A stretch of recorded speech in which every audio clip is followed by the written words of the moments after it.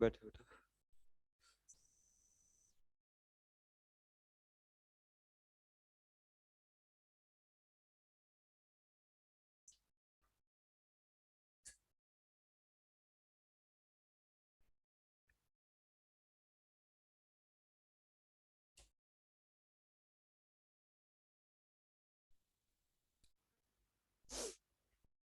सो कैसा लग रहा है? और पहले उठ के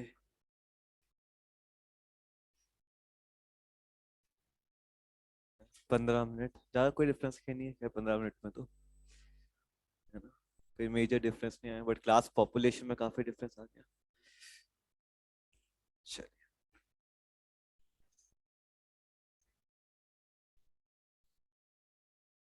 लास्ट टाइम पे वाटर पॉल्यूशन स्टार्ट कर दिया था ना?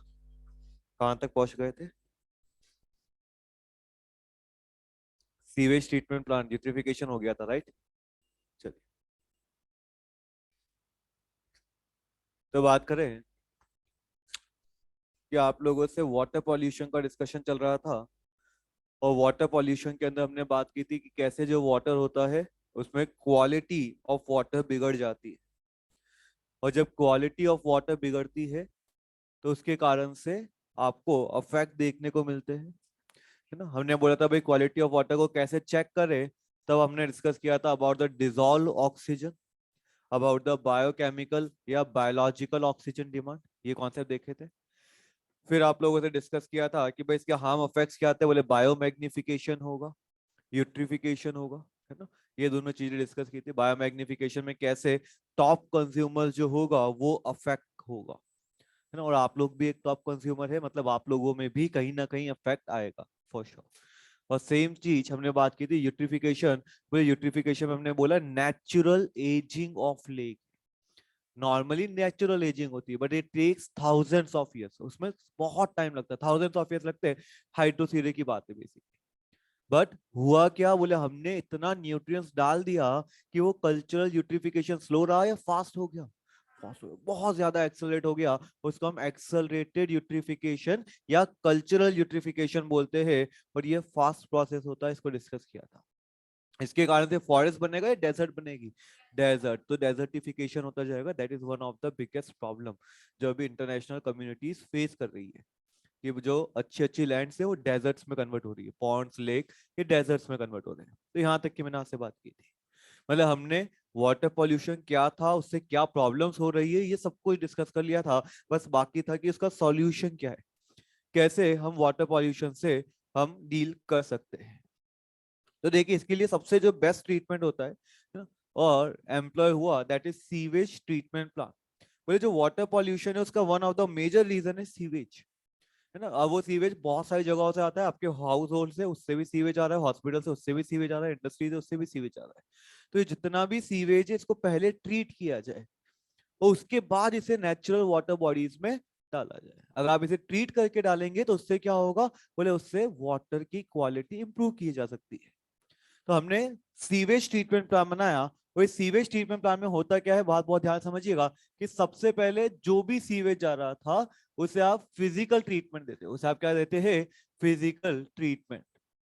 तो जो फर्स्ट ट्रीटमेंट था दैट इज फिजिकल ट्रीटमेंट। और इस फिजिकल ट्रीटमेंट की अगर बात की जाए तो इसमें दो स्टेप्स इन्वॉल्व होती है। पहली स्टेप होती है फिल्ट्रेशन एंड सेकेंड स्टेप होती है सेडिमेंटेशन। यहाँ पे हमें जो डिस्कस करना है that is about the two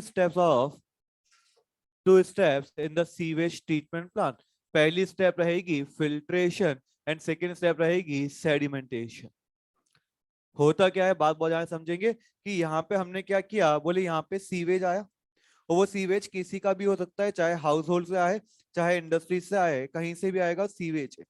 और जब सीवेज यहाँ पे आता है तो लेट सपोज ये सीवेज आ रहा है, ये क्या है? सीवेज। तो सबसे पहले इस सीवेज में क्या होगा, बोले वहां पे सॉलिड इंप्योरिटी जो आपको दिख रही होगी। जैसे अगर कभी नाली बहते हुए देखा है तो उसके अंदर ऐसी चीजें भी होती है जो हमें दिखती है कि प्लास्टिक की थैली हो गई, स्टोन्स हो गए, है ना? ये चीजें हमें साफ ऊपर तैरते हुए दिखाई देती है, कोई वुड हो गया। लकड़ी के टुकड़े जो है उसके ऊपर तैर रहे, या फिर हमने कुछ बॉल बना के फेंकी वो वहां पे तैर रही है। तो वॉट जो भी सॉलिड इम्प्यूरिटीज आपने वहां पे डाली है, जो दिख रही है, साफ दिख रही है, वो जिसे छाना जा सकता है, उसे सबसे पहले फिल्टर किया जा सकता है। उसे सबसे पहले क्या करते हैं, फिल्टर करते हैं। तो that is the first step. First step में क्या होता है, बोले यहाँ पे एक जाली लाइक स्ट्रक्चर होती है जिसमें बहुत छोटे छोटे छोटे छोटे पोर्स होंगे।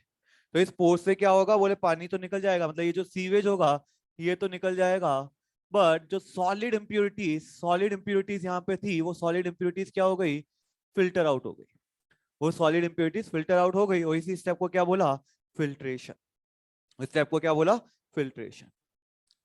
अब क्या किया, बोले अब ये जो सीवेज यहाँ पे आया, अब ये जो सीवेज यहाँ पे टैंक में आया, इस टैंक में इसको स्टोर कर दिया गया, इस टैंक में इसको छोड़ दिया, कुछ भी नहीं किया हमने, कोई केमिकल नहीं डाला, कोई बैक्टीरिया नहीं डाले, कुछ भी नहीं डाला।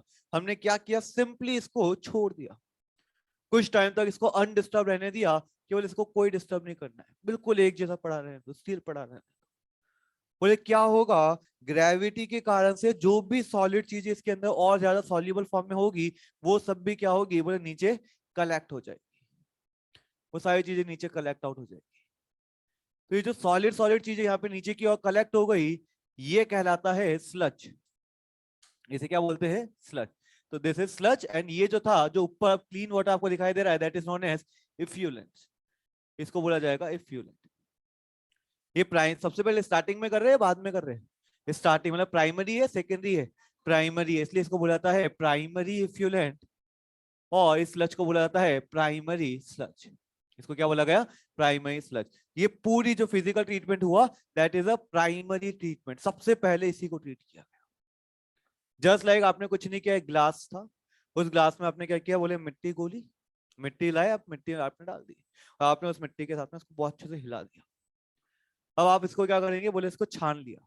तो जब इसे छानेंगे तो जो मिट्टी के मोटे मोटे पार्टिकल्स थे वो तो इस छन्नी में आ गए, बट अभी भी जो पानी था वो कैसा था, बोले ब्राउनिश था, क्योंकि आपने मिट्टी गोली थी तो वो ब्राउनिश पानी था। अब आप उस पानी को रख दीजिए, तो कुछ देर बाद क्या होगा, बोले ग्रेविटी के कारण से वो जो मिट्टी के छोटे छोटे पार्टिकल्स थे जो पहले सॉल्युबल थे, वो ग्रेविटी के कारण से कहाँ इकट्ठे हो जाएंगे, नीचे की तरफ इकट्ठे हो जाएंगे। वो सारे पार्टिकल्स कहाँ इकट्ठे हो गए, नीचे। वो जो नीचे मिट्टी इकट्ठी हुई है, दैट इज प्राइमरी स्लज, और ऊपर जो क्लीन वाटर आपको दिख रहा है, that is what, primary effluent. Clean water का मतलब ये नहीं है कि बिल्कुल साफ हो गया है, अभी भी इसमें जो सॉल्युबल फॉर्म में इंप्यूरिटीज है, ऑर्गेनिक वेस्ट है, वो अभी भी है। सॉल्युबल फॉर्म में जो इंप्यूरिटीज थी वो तो अभी भी है, प्रेजेंट है, हम ये मान रहे। बट हमने क्या बोला, जो सॉलिड पार्टिकल जो डिसॉल्व हुए थे बट ग्रेविटी के कारण से नीचे बैठ सकते हैं, वो बैठ गए, वो बैठ गए।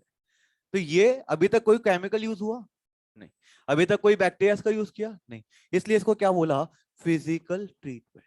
हमने कुछ नहीं किया, हमने सिर्फ पानी को छाना, उसको स्टिल रख दिया, तो नेचर ने अपना बिल्कुल वहां पे फिल्टर कर दिया, और वहां पे क्या किया, सेडिमेंटेशन हो गया, और ये आपको क्या मिल गया, प्राइमरी अफ्यूलेंट। नेक्स्ट आप अब क्या करोगे, बोले इस प्राइमरी अफ्यूलेंट का ट्रीटमेंट करोगे। अब हमें किसका ट्रीटमेंट करना है, इस प्राइमरी अफ्यूलेंट का ट्रीटमेंट करना है, और ये कैसे होता है उस बात को समझिए। अब हम क्या करते हैं, बोले इस प्राइमरी अफ्यूलेंट को हम भेजते हैं एक सेकेंडरी एरेशन टैंक में। एक बड़ा टैंक होता है जिसको हम बोलते हैं एरेशन टैंक, और इस एरेशन टैंक में हमने क्या डाल दिया, हमने जितना भी प्राइमरी अफ्यूलेंट यहां से निकाला था, ये सब यहाँ पे डाल दिया। एरेशन टैंक बोला इसको। इस एरेशन टैंक पे हमने क्या किया, इस एरेशन टैंक पे हमने ये सारा जितना भी प्राइमरी एफ्लुएंट इकट्ठा हुआ था, इस सबको डाल दिया। फिर हम यहाँ पे क्या करते हैं, बोले यहाँ पे हमने एयर सप्लाई की, यहाँ पे हमने क्या सप्लाई की, एयर, प्लस यहाँ पे हमने बड़े बड़े पंखे होते हैं यहाँ पे, और ये जो पंखे होते हैं ये इसको पानी को क्या होता है, बोले मिक्स करते हैं। बोले ये पंखे यहाँ पे बहुत स्पीड से घूमेगा, पानी मिक्स होना स्टार्ट होगा। ऊपर से क्या सप्लाई की जा रही है, एयर सप्लाई की। साथ ही साथ यहाँ पे थोड़े बहुत बैक्टीरियास और फंगस डाले जाते हैं, यहाँ पे स्मॉल अमाउंट में फंगस और बैक्टीरियास डाले जाएंगे। या आप दही जमाए कभी, तो दही जमाते तो क्या डालते हैं, जावर, है ना। एक चम्मच जो है वो पहले पुराना जो दही होता है वो डाला जाता है, जिसको हम जावन कहते हैं। तो वो क्यों डालते हैं, ताकि और जल्दी जम जाए, फटाफट जम जाए। ऐसा तो नहीं होता है कि आधा किलो दही जमाना तो आधा किलो जावन डाल, एक चम्मच डाला वो सफिशिएंट। तो वही चीज आपने की कि क्या किया, बोले एयर सप्लाई कर रहे थे, यहाँ पे आपने क्या कर रखा था, बोले पंखा चला रखा था, और साथ ही साथ आपने थोड़े बहुत जावन के रूप में थोड़े से बैक्टीरिया और फंगस डाल दिए। अब यहाँ पे क्या होगा, बोले एरोबिक, यहाँ पे ऑक्सीजन मिल रही है, यहाँ पे पानी है, सब कुछ फेवरेबल है, तो यहाँ पे क्या ग्रोथ करेंगे, बैक्टीरियास और यहाँ पे फंगस बहुत जल्दी जल्दी ग्रो कर जाए। तो यहाँ पे क्या ग्रो हो गए, बैक्टीरियास और फंजाइस के ग्रुप यहाँ पे ग्रो हो गए, और इनको बोला जाता है फ्लॉक्स। इन्हें क्या बोला गया, फ्लॉक्स। तो फ्लॉक्स क्या है, बोले फ्लॉक्स बैक्टीरिया और फंजाई का ग्रुप है और कुछ भी। वहां पे जो बैक्टीरिया और फंजाई थे वो ग्रो किए, और उसी ग्रुप को क्या बोला गया, फ्लॉक्स बोला। क्या लगता है ये एरोबिक एनवायरनमेंट या अनएरोबिक, एरोबिक है। तो यहाँ पे ये लोग डीकम्पोजिशन करेंगे या नहीं करेंगे, करेंगे।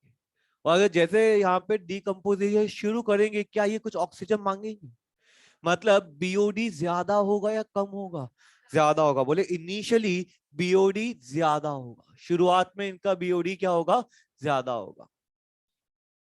तो होता क्या है, बोले जो प्राइमरी एफ्लुएंट आपने बनाया था, इस प्राइमरी एफ्लुएंट को आप एरेशन टैंक में डालते हो, और एरेशन टैंक में वहां पे मैकेनिकली इसको एजिटेट करते हो, एजिटेट मतलब मिक्स करते हो। बोले मैकेनिकली यहाँ पे मिक्सिंग स्टार्ट हुई, एयर सप्लाई कर रहे थे, बैक्टीरियास ग्रोथ हुए, बैक्टीरियास ग्रो हुए, आपने उसका बीओडी मेजर कर लिया, आपने उस पानी का बीओडी मेजर कर लिया, आपने बोला यार बीओडी इतना आ रहा है, तो जितना हाई बीओडी होगा उतना ही वाटर पॉल्यूटेड या क्लीन, पॉल्यूटेड, बोले उतना ही वाटर पॉल्यूटेड होगा।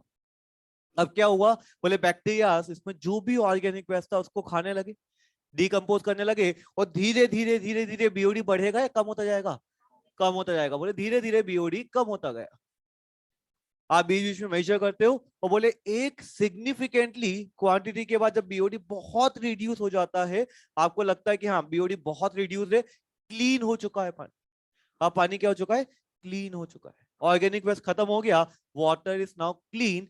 तब इसको आप सेकेंडरी सेटलिंग टैंक में भेजते हो, तभी तो आप कहां भेजते हो, सेकेंडरी सेटलिंग टैंक, मतलब ये जितना भी पानी था अब आपने सेटलिंग टैंक में डाल दिया, इसे बोला जाता है secondary settling tank. Settling tank क्यों नाम दिया, बिकॉज यहाँ पे आने के बाद ये जो फ्लॉक्स थे ये सब नीचे सेटल हो जाते, ये जितने भी फ्लॉक्स थे ये सब क्या हो गए, बोले नीचे सेटल हो गए, और ऊपर आपको बिल्कुल क्लीन वाटर, क्या कुछ कुछ ऐसे ही बन गया क्या, मतलब नीचे की तरफ तो क्या इकट्ठा हो गया, स्लज, और ऊपर की तरफ अफ्यूलेंट। बट ये कौन सा स्लज है, सेकेंडरी स्लज। ये कौन सा स्लज है, सेकेंडरी स्लज, यहाँ पे आ गया, और यहाँ पे क्या बन गया, सेकेंडरी अफ्यूलेंट। वही स्टेज है, बस लगभग आपने इसको छोड़ दिया, सेडिमेंट हो गया, सेडिमेंट हो गया तो नीचे क्या इकट्ठा हो गए, बैक्टीरिया से इकट्ठा हो गए, और ऊपर क्या मिल गया, क्लीन वाटर आपको देखने को मिल गया, सेकेंडरी अफ्यूलेंट बन गया, नीचे सेकेंडरी स्लज इकट्ठा।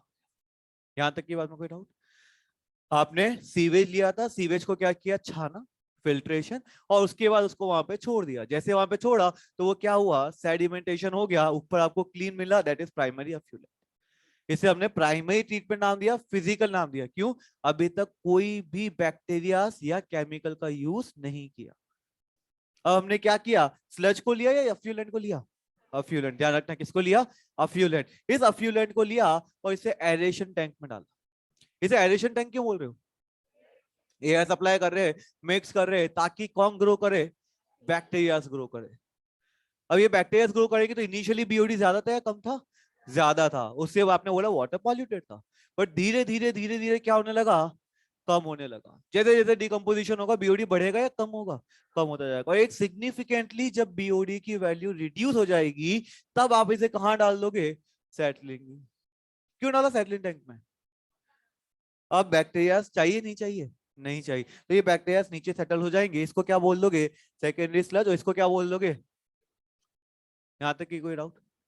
अब ये जो सेकेंडरी अफ्यूलेंट बना, अब ये जो सेकेंडरी अफ्यूलेंट बना आपका, इसे या तो आप रिवर में डाल दो, क्योंकि अब इसका बीओडी रिड्यूस हो गया है, वाटर क्लीन हो गया है, तो या तो आप इसे रिवर में डाल दो, कोई दिक्कत नहीं है, रिवर में आराम से डाले, और या फिर आप इसे फर्दर ट्रीटमेंट के लिए, टर्शरी ट्रीटमेंट के लिए भी भेज सकते हो, जहां पे आप क्लोरीनेशन करते हो, जहां पे आप क्या करते हो, क्लोरीनेशन, अब इसे क्लोरीनेशन भी करवा सकते हो। This is not mandatory, chlorination mandatory नहीं होता है ना। आप इसे डायरेक्टली, जो इंडस्ट्रीज होती है वो डायरेक्टली रिवर में फ्लो करवाती है, उससे नुकसान नहीं है, कोई दिक्कत नहीं है, क्योंकि वाटर का बीओडी रिड्यूस हो चुका है, फिजिकल इंप्योरिटी सारी रिमूव हो चुकी है।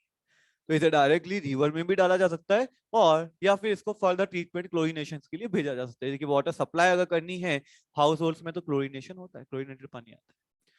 तो ये चीजें होती है ना। तो यहाँ पे कोई दिक्कत नहीं है। अब यहाँ पे हमें जो ट्रीटमेंट करना है वो किसका करना है, स्लज का।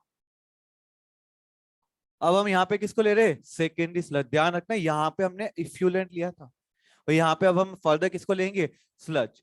अब इस सेकेंडरी स्लज को हम कहाँ डालते हैं, बोले अनदर टैंक में डालते हैं। इस सेकेंडरी स्लज को, मतलब इस बैक्टीरिया को हम फर्दर एक टैंक में डालते हैं। और इस टैंक में क्या होता है, बोले इस टैंक में अनएरोबिक बैक्टीरिया जो होते हैं, इन टैंक में जो अनएरोबिक बैक्टीरिया होते हैं, ये anaerobic bacteria, this are what, this are anaerobic bacteria. ये अनएरोबिक बैक्टीरिया इनको डाइजेस्ट कर जाते हैं। ये जो एरोबिक बैक्टीरिया या माइक्रोब्स है, इनको कौन डाइजेस्ट कर जाता है, अनएरोबिक।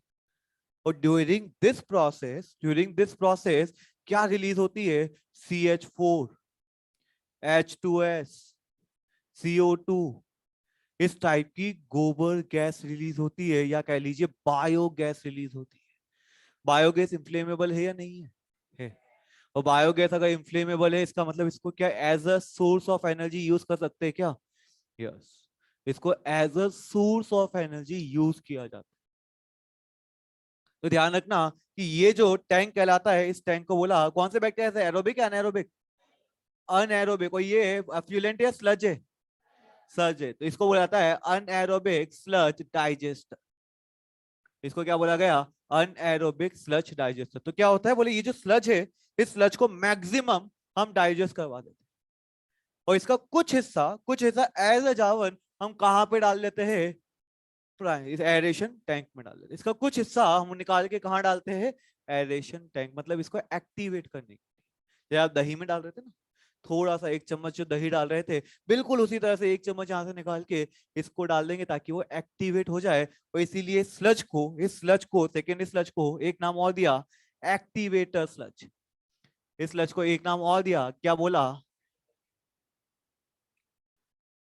तो बात ये समझिएगा कि भाई आपने सीवेज को ट्रीट किया, कैसे ट्रीट किया, सबसे पहले आपने उसका फिजिकल ट्रीटमेंट किया। सबसे पहले आपने इसका क्या किया, फिजिकल ट्रीटमेंट में कैसे, बोले फिजिकल इंप्योरिटीज को निकाला।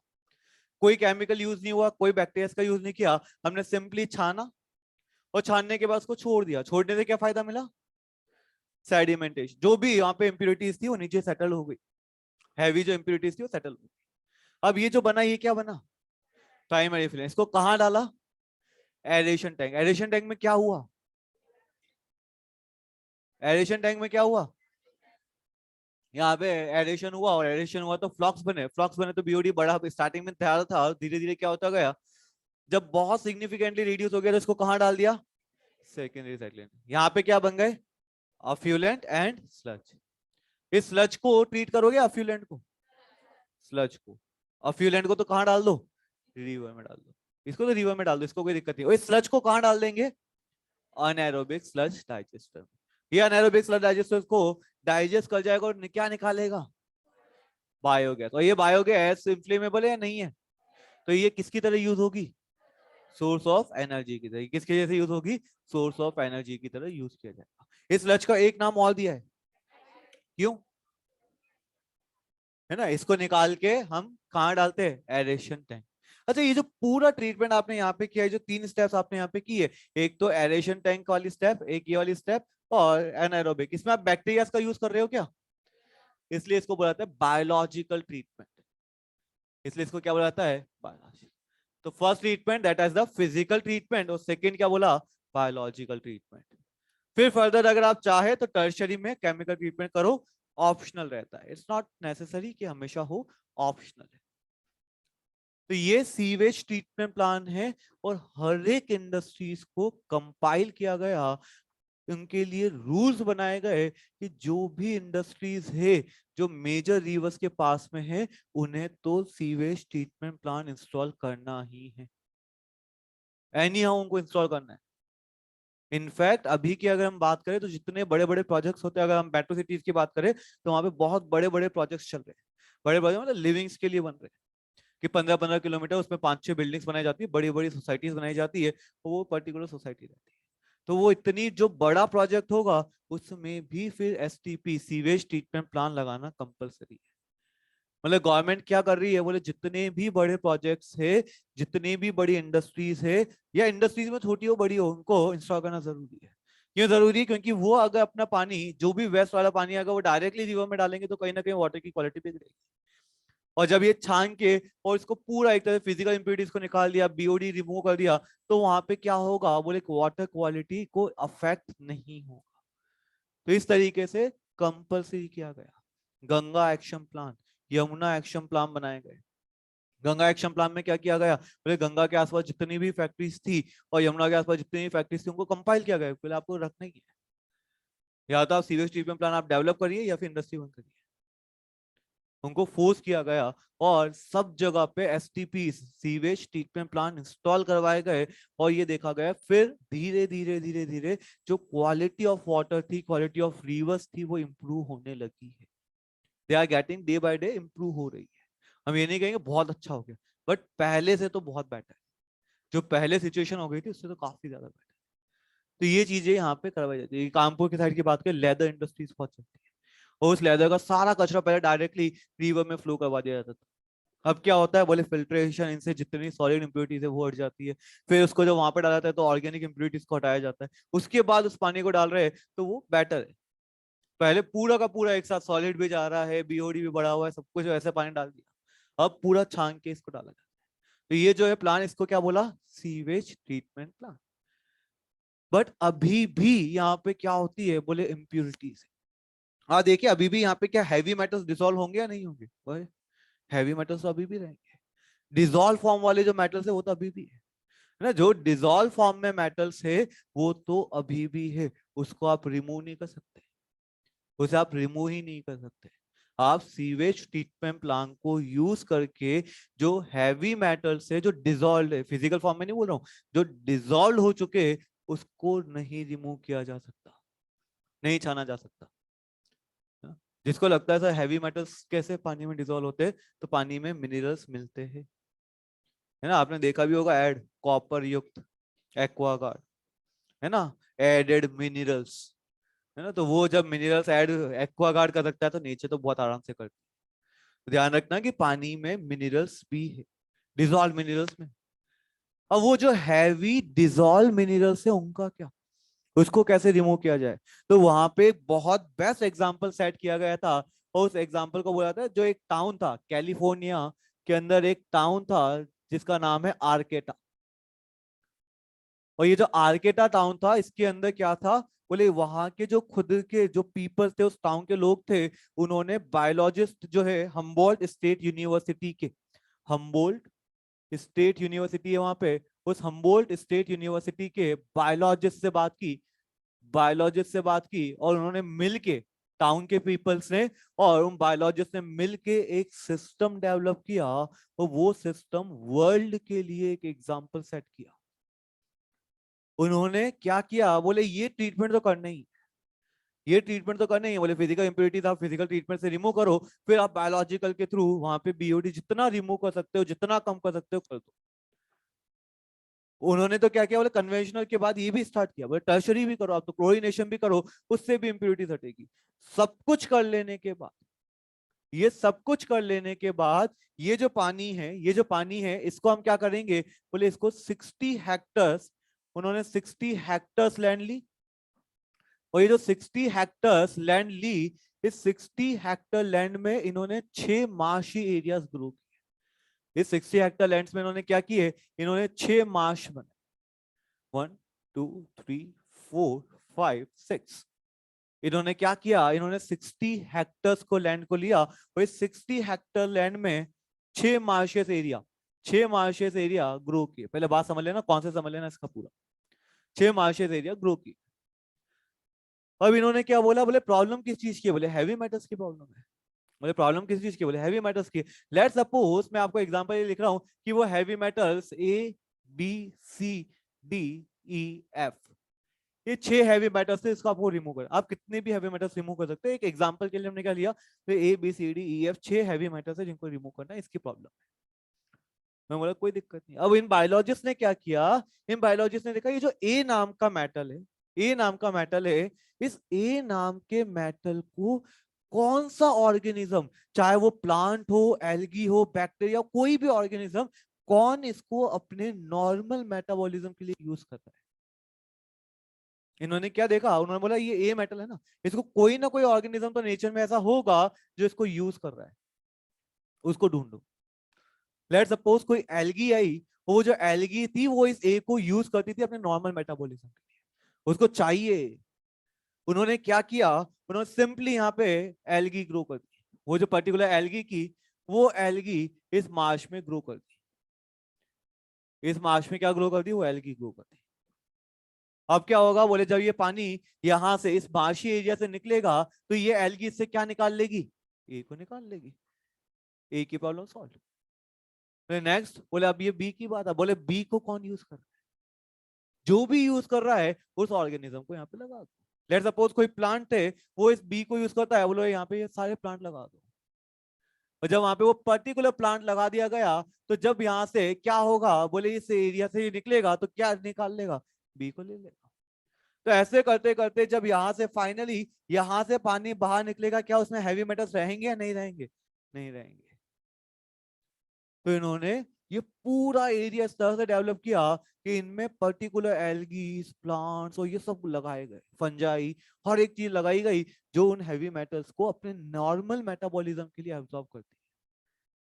और जब ये सारा पानी नेचुरली यहाँ से बहता था, तो धीरे धीरे धीरे धीरे उसमें हैवी मेटल्स बढ़ते जाते थे, कम होते जाते, कम होते जाते, कम होते जाते, और जब यहाँ से वो पानी निकलेगा वो प्योरिफाइड हो चुका होगा। तो उन्होंने क्या किया, उन्होंने टेक्नोलॉजी के साथ नेचर को मिक्स कर दिया, इंटीग्रेट कर दिया। और ये one of the best example है integrated management of waste water. आप कैसे ह्यूमन टेक्नोलॉजी और नेचर को इंटीग्रेट करके जो बेकार पानी है उसको प्योरीफाई कर सकते हैं। सेकेंड चीज क्या हुई, बोले जैसे जैसे यहाँ पे प्लांट्स, एल्गी, फंजाई आएंगे, क्या लगता है प्रोडक्टिविटी बढ़ेगी या कम होगी, बढ़ेगी। प्रोडक्टिविटी बढ़ेगी तो ऑर्गेनिजम्स आएंगे या नहीं आएंगे, आएंगे। मतलब ये धीरे धीरे 60 हेक्टर जो है पूरा एक सेंचुरी में बदल गया, अपने आप नेचुरली ये सेंचुरी बन गई। और जब सेंचुरी बन गई तो उसका रख रखाव के लिए वहां पे क्या हुआ, उन्होंने एक एसोसिएशन बना लिया known as form friends of Arcata marsh. और वहां के जो भी टाउन्स के पीपल से उनको एम्प्लॉयमेंट भी मिल गया। बोले क्या करना है, बोले रख रखाव करना है, देख रेख करनी है, तो वहां पे एम्प्लॉयमेंट भी जनरेट हो गया। तो कहने का मतलब उन्होंने नेचर को वाटर प्योरिफिकेशन के लिए यूज कर लिया, एम्प्लॉयमेंट सर्विस के लिए यूज कर लिया, हर एक चीज जो वहां पे हो सकती थी वो ग्रो हो गई। So that is one of the best example कि how the integrated wastewater can be done by the help of technology and nature. Clear है, समझ में आया। अब यहाँ पे एक बात और सोचे कि भाई हम पानी हर जगह बर्बाद कर रहे हैं। आप देखिए अगर नेचुरली बात की ना, आपको लगता है भाई ओशन में इतना पानी कहाँ दिक्कत है, बोले ओशन का पानी हमारे काम का नहीं है। हमारे काम का जो पानी है ना उसके अंदर ओनली 3 to 4% पानी होता है, उसमें से भी जो मेजर फ्रेश वाटर है वो आइस कैप्स में जमा हुआ है, बाकी अंडरग्राउंड है, कुछ एक सॉइल नहीं रखा। मतलब जो रिवर रिवर इनमें बह रहा है ना, ये ओनली 0.03% है या 0.3%। वो इतने कम पानी में, इतने कम पानी में भी हम लोग आराम से सरवाइव कर रहे हैं, बट उसकी कदर नहीं कर रहे। 100% वाटर नहीं है हमारे पास, उसमें से मैक्सिमम ओशन लेके बैठा है। जो थोड़ा बहुत फ्रेश वाटर है, उस मैक्सिमम, उस फ्रेश वाटर का भी मैक्सिमम पार्ट तो आइस कैप्स में डिसॉल्व है, आइस कैप स्टोर करके बैठा है। हमारी रिवर में और इनमें जो पानी बह रहा है ना वो बहुत कम है, पॉइंट्स में वो 0 पॉइंट समथिंग। तो इतने कम पानी को भी हम वेस्ट करते हैं। आप देखिए एक्सक्रीटरी वेस्ट के अंदर हम कितना पानी निकाल रहे हैं। आप एक्सक्रीटा वॉश करने के लिए इतना पानी वेस्ट करते हैं, और वॉश करने के लिए तो आप यहाँ पे यूज कर ही रहे हैं, साथ ही साथ आप क्या कर रहे हैं, बोले पानी का वेस्टेज तो हो ही रहा है, साथ में जो नेचुरल रिसोर्स बन सकता था आगे जाके, बैक्टीरिया से कन्वर्ट कर सकते थे नेचुरल रिसोर्सेज में फर्टिलाइजर्स, नेचुरल केमिकल फर्टिलाइजर्स की जगह नेचुरल फर्टिलाइजर्स बना सकते थे, उसे भी वेस्ट कर दिया। तो इसके लिए इकोसैन टॉयलेट्स डेवलप किए गए। इकोसैन टॉयलेट जो होता है बेसिकली नेचर के साथ इंटीग्रेटेड मैनर के साथ ही है ना। उसके अंदर क्या होता है, बेसिकली एक बहुत बड़े स्टोरेज चैम्बर्स बनाए जाते हैं। इकोसैन टॉयलेट सिंगल नहीं बनाया जाता। इसमें क्या होता है, बेसिकली इकोसैन में 3 या 4 आप लगातार बनाते हैं, इन सबके नीचे पूरी मशीन द्वारा सेटअप होता है। दैट इज नीचे स्टोरेज चैम्बर होगा बहुत बड़ा, और ये जो स्टोरेज चैम्बर होता है इसके अंदर ऊपर से फिक्स होता है, नॉर्मल जैसा वॉशरूम होता है बिल्कुल वैसा लगेगा। सुनने में ऐसा लगता है कि विदाउट वाटर तो मतलब बहुत गंदगी वाला, प्रैक्टिकल होता है, हाइजीनिक होता है, सेफ मेथड, हाइजीनिक मेथड। ऐसा नहीं है कि आप इसको बोल देंगे अनहाइजीनिक हो गया, नहीं, इट्स टोटली हाइजीनिक मेथड। तो नीचे जो स्टोरेज चैम्बर होता है, आप क्या बिल्कुल जैसे नॉर्मल वॉशरूम है बिल्कुल वैसे नॉर्मल वॉशरूम के जाते हैं, उसको यूज करते हैं। आफ्टर सम टाइम जब वो स्टोरेज चैम्बर हाफ के आसपास भर जाएगा, उसे पैक कर दिया जाता है, मतलब उस वॉशरूम को यूज करना बंद कर दिया जाता है, नेक्स्ट वॉशरूम को यूज किया जाता है। और वहां पे जो बैक्टीरिया होंगे वो नेचुरली उस पूरे एक्सीटा वेस्ट को क्या कर देंगे, केमिकल फर्टिलाइजर्स में कन्वर्ट कर देंगे, नेचुरली वो काम हो जाएगा। इसी तरह जैसे कि फ्लॉक्स होते हैं बिल्कुल उसी तरह से वहां पे फ्लॉक्स बनवा दिए जाते हैं, एयर सप्लाई कर दी जाती है, अंदर फिटेड रहता है, और वो फ्लॉक्स बन के फटाफट फटाफट डिकम्पोज करके उसे पूरा केमिकल फर्टिलाइजर, मतलब विद इन अ ईयर तो केमिकल फर्टिलाइजर बन जाएगा पूरा चैम्बर। और उसे मशीन द्वारा ही, नीचे से मशीन लगी हुई होती है अंडरग्राउंड, उससे पूरा वो चैम्बर खाली कर लिया जाता है। सेम चीज जब तक उसमें 3 महीने इसको, 3 महीने इसको, 3 महीने इसको, और जब तक आप करेंगे फोर्थ को फिफ्थ वाला वापस रेडी हो चुका।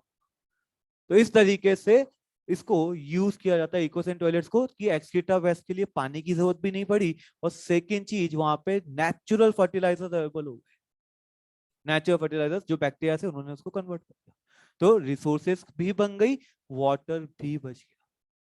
और श्रीलंका साइड, केरल साइड इसको यूज किया जा रहा है, और बहुत एफिशिएंटली इसको यूज किया जा रहा है ecosan toilet. It is practical method, safe method, hygienic method, cost effective method, पैसा भी बचता है, तो हर एक चीज से वहां पे बेनिफिशियल। तो ये जो मेथड्स होते हैं, this all are the good method जो अडॉप्ट होंगे आगे जाके भविष्य में, फ्यूचर में आपको हर जगह पे इकोसैन टॉयलेट्स भी देखने को मिलेंगे, एटलीस्ट पब्लिक प्लेसेस पे तो देखने को मिलेंगे, है ना। भाई घर के लिए तो नहीं बन सकता, बट हाँ पब्लिक प्लेसेस के अंदर जब भी आप जाएंगे तो वहां पे आपको इकोसैन टॉयलेट्स ही धीरे धीरे देखने को मिलेंगे। क्लियर है क्या यहाँ तक बातें? श्योर। चलिए, है ना, तो आप इसको अगर नोट करना है तो आप इसे नोट करें, पहले एक बार मॉड्यूल में मार्क कर लीजिए, पहले एक बार मॉड्यूल मार्क कर लीजिए, उसके बाद आराम से आप नोट कर सकते हैं, कोई दिक्कत नहीं है। पहले एक बार मॉड्यूल पे आ जाए, है ना? ये लिखा रहेगा बोर्ड पे लास्ट तक, है ना, इसे लास्ट तक इरेज नहीं किया जाएगा, डोंट वरी अबाउट दैट, क्योंकि अब सिर्फ बातें बची है। चलिए, जो देखिए सीवेज ट्रीटमेंट जो आपके मॉड्यूल में दे रखा है उस पर आएंगे। सीवेज ट्रीटमेंट आपको दे रखा है प्राइमरी ट्रीटमेंट। प्राइमरी ट्रीटमेंट में आप देखिए, it is physical removal of particles. पहली लाइन में दे रखा है फिजिकल रिमूवल ऑफ पार्टिकल, मिल गया क्या, है ना, थ्रू फिल्ट्रेशन एंड सेडिमेंटेशन, है ना, initially floating debris by filtration, then sedimentation,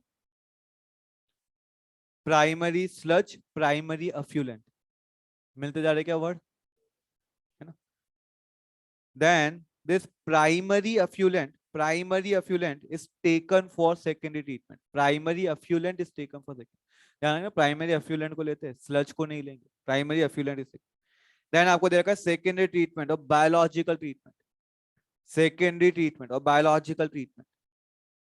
इसमें देखिए, इसमें देखिए सबसे पहले primary effluent large aeration tank, large aeration tank में डालो, where it is agitated, agitated मतलब मिक्स करना, agitated, air is pumped, air भी डाली, तो vigorous growth of aerobic microbes called flocs, vigorous growth of aerobic microbes called flocs, मिल गया क्या, last line, this microbes consume major part of organic matter, this microbes consume major part of organic matter, thus significantly reduce the BOD, thus significantly reduce the BOD। तो इससे क्या होगा, बोले जब consume कर लेगा तो BOD रिड्यूस हो जाएगी। BOD is the measure of the organic matter present in the water। Organic matter के ऊपर ही लिख देना वाटर पॉल्यूशन, है ना। और वाटर पॉल्यूशन का इंडिकेशन है कि BOD ज्यादा तो पॉल्यूशन ज्यादा, BOD कम तो पॉल्यूटेड कम। फिर secondary settling tank, secondary settling tank where bacterial flocks are allowed to settle। मिल गया। फिर एक्टिवेटेड स्लज, ये जो स्लज बना इसको क्या बोला, क्यों बोला एक्टिवेटेड स्लज, इसको एक्टिवेट करने के लिए यूज किया। एक्टिवेटर बोले एक्टिवेटेड बोले, बात एक ही, कोई दिक्कत नहीं है ना। फिर anaerobic sludge digester, anaerobic sludge digester gases are methane, hydrogen sulphide, carbon oxides, है ना। Biogas can be used as source of energy as it is inflammable. मिल गया क्या। फिर नेक्स्ट पे मैं देखे effluent from the secondary treatment release into the rivers. Ministry of environment and forest, ये पूरा मार्क कर लीजिएगा। Ministry of environment and forest has initiated Ganga action plan, Yamuna action plan to save the major rivers. मिल गया, है ना। फिर जो मैंने आपसे बोला था हीटेड वाटर जो होता है वो भी अगर आप रिलीज करेंगे तो वहां पे भी कहीं ना कहीं हार्म होगा, है ना, टेम्परेचर बदलेगा। तो वो वाला पैराग्राफ दे रखा है। फिर स्टडी में देखिए आपको इंटीग्रेटेड मैनर केस स्टडी दे रखी है, इंटीग्रेटेड मैनर की। आर्केटा टाउन, सेकेंड लाइन में लिखा है आर्केटा, कैलिफोर्निया का टाउन है ये। Biologist from Humboldt state university, Humboldt का मतलब क्या है, स्टेट यूनिवर्सिटी का नाम है ना, स्टेट यूनिवर्सिटी का नाम है हम्बोल्ट स्टेट यूनिवर्सिटी। दो स्टेजेस में होगी। पहला कन्वेंशनल मेथड, कन्वेंशनल मेथड का मतलब क्या है, sewage treatment plant. Conventional method का मतलब क्या है, सीवेज ट्रीटमेंट प्लांट, जहां पे filtration, sedimentation, chlorine treatment, secondary treatment सब दोगे। आफ्टर दैट क्या होगा, बोले फिर भी क्या रहेगी प्रॉब्लम, क्या है, डिजॉल्व हैवी मेटल्स। फिर भी प्रॉब्लम क्या है वहां पे, डिजॉल्व हैवी मेटल्स। तो फिर क्या किया, 6 कनेक्टेड मार्शेस ग्रो किया ओवर 60 हेक्टर्स ऑफ लैंड, है ना। और वहां पे फिर ये लिखा हुआ है कि बैक्टीरिया फंजाई पर्टिकुलरली ग्रो किए गए जो इसको एब्जॉर्ब करते हैं नॉर्मली नेचुरली। एक सेंचुरी डेवलप हो गई, इट कॉन्स्टिट्यूट्स अ सेंचुरी। इसका रखरखाव के लिए फॉर्म बना, फ्रेंड्स ऑफ आर्केटिक मैश। फिर जो आपको वो बॉक्स दे रखा है उसमें लिखा हुआ है इकोलॉजिकल सैनिटेशन, ना। It is practical, hygienic, efficient, cost effective solution. Practical, hygienic, efficient, cost effective solution. Human excreta can be recycled into resources, third line में दे रखा है human excreta can be recycled into resources. Resources में आप उसको कर सकते हो। इकोसेन टॉयलेट्स, इसको हमने क्या बोला है, इकोसेन टॉयलेट्स बोला है। केरल एंड श्रीलंका के अंदर यूज हो रहा है। क्लियर हो गई क्या यहाँ तक बात, यहाँ तक की बात में कोई डाउट है तो बोले। चलिए इसके बाद अगर आपको नोट करना है फटाफट नोट करिए। ये जो आपको डायग्राम दे रखा है दैट आप आराम से नोट करें।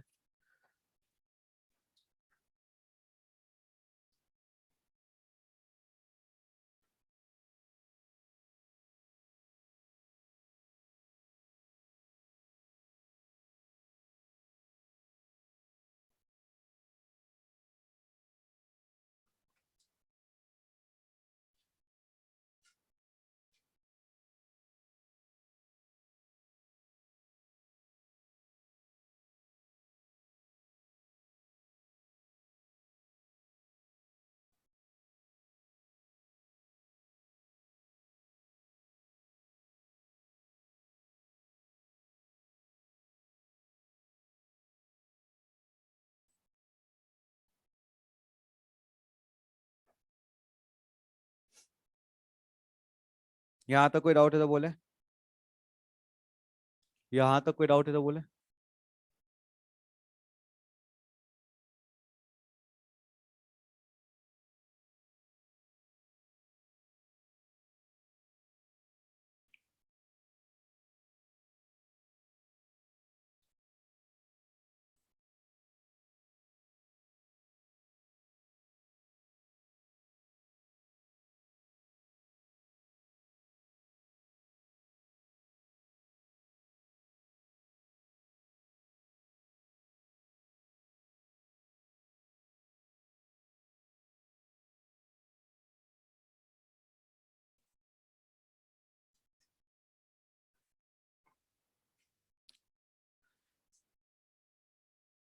आप लोगों ने भी कभी एक्सपीरियंस किया होगा लाइफ में, है ना? क्या कि होता क्या है बेसिकली, कई बार जब रात को मतलब अपन सो रहे हैं और उस टाइम पे रजाई वजाई ओढ़ लिया, आप लोगों ने भी सर्दी के टाइम की बात कर रहे हैं, है ना, पूरी गर्माहट आने लगी, और सडनली अगर कोई मच्छर बिल्कुल आसपास भिनभिना रहा हो, इमेजिन करके देखिए क्या होता है। बोले पहले तो 2-3 बार तो ऐसे हटा दिया जाता है, बट स्टिल अगर वो बार बार आ रहा है, फिर एक पॉइंट के बाद ये हो जाता है कि बोले बस आज ये गया, है ना। फिर वहां से उठा जाता है, लाइट चलाई जाती है, उस मच्छर को ढूंढा जाता है ना। और उसके बाद फिर अगर वो ऊपर भी बैठा है ना, तो फिर चप्पलें फेंकी जाए, बोले तो नीचे आ बेटा, तू नीचे आ, तेरे को तो नहीं छोड़ा जाएगा, नींद डिस्टर्ब की है, तेरे को से पूरा बदला लिया जाएगा, उसके बाद ही सोया जाएगा, है ना। तो बेसिकली उस मच्छर की गलती क्या थी? भाई वो तो उड़ रहा था, बट वो उड़ रहा था तो उसने क्या प्रोड्यूस किया, बोले साउंड, और वो साउंड आपको इतनी इरिटेट कर, वो साउंड जो थी वो आपको इतनी, कहने का मतलब समझना कि जब आप साउंड पॉल्यूशन की बात करते हो ना, आपको ये लगता है कि यार कोई बड़ी साउंड आएगी तभी हम बात करेंगे। हैवी साउंड, जो कि जेट प्लेन्स उड़ते हैं या रॉकेट उड़ रहा है, उसने इतनी ज्यादा अमाउंट में साउंड प्रोड्यूस की, आपको लगता है वो साउंड पॉल्यूशन है। या जो इंडस्ट्रीज इतनी तेज साउंड प्रोड्यूस कर रही है, वो साउंड पॉल्यूशन है। या फिर हम बात करें कि कोई लाउड स्पीकर पे डीजे बज रहा है, वो वहां पे, बट एक टाइम के बाद आप ये महसूस करते हैं कि क्या अगर स्मॉल स्मॉल साउंड्स भी क्रॉनिकली आ रही है, लंबे टाइम के लिए आ रही है, तो वो भी एक साउंड इरिटेशन करेगा, तो कहीं ना कहीं वो भी साइकोलॉजिकल डिस्टरबेंस क्रिएट करता है। सबसे बेस्ट एग्जांपल है, आपने देखा बिल्कुल छोटे छोटे बच्चे जो होते हैं, उनका ड्रम आता है ना। अच्छा आप किसी के यहाँ जाते हो, किसी के यहाँ जाते हो, बोले वो बच्चा ड्रम बजा रहा है, तो पहले तो उसकी तारीफ करो, अरे वाह बेटा वेरी गुड, है ना। और जब आपने उसकी तारीफ कर दी तो वो जोश में आ गया, और उसके बाद जो वो चालू करता है, लगातार बजाता रहता है। फिर आप वेट करते, बोले इसके घर वाले एक बार इधर उधर हो, मैं बोलते अब अगर तेने बजाया तो मैं कान के नीचे बजा दूंगी, है ना। तो ये जो पार्ट होता है कि बोले वहां पे हुआ क्या, बोले एक टाइम के बाद वो साउंड भी क्या होने लगी, बोले इरिटेट करने लगी। एक साउंड टाइम के बाद वो साउंड भी इरिटेट करने, तो ध्यान रखना कि भाई क्रॉनिकली अगर आप थोड़ी बहुत साउंड से एक्सपोज हो रहे हो, वो भी साउंड पॉल्यूशन है। और अगर बड़ी साउंड आ गई तो डेफिनेटली है ही है, वो तो डेफिनेटली है। अब बात आती है कि क्या साउंड भी एक पॉल्यूशन के रूप में कंसीडर किया जाता है? बोले पहले तो नहीं करते थे, पहले हम साउंड को पॉल्यूशन नहीं मानते थे, बट जब हमें पता चला कि नहीं यार साउंड भी एक पॉल्यूशन है। क्यों? बोले अगर बहुत एक्सट्रीम हाई साउंड आई, जैसे कि फॉर एग्जांपल कहीं पे बम फटा, तो ज्यादा से ज्यादा क्या होगा, बोले कान के पर्दे फट जाएंगे, भाई सुनाई नहीं देगा, और तो क्या होगा, है ना। भाई अगर एकदम से एक्सट्रीम लाउड साउंड आपके कानों में आई, तो मैक्स टू मैक्स क्या हो सकता है, कान के पर्दे फट सकते हैं, सुनाई देना बंद हो सकता है, बोले वो तो हम ही।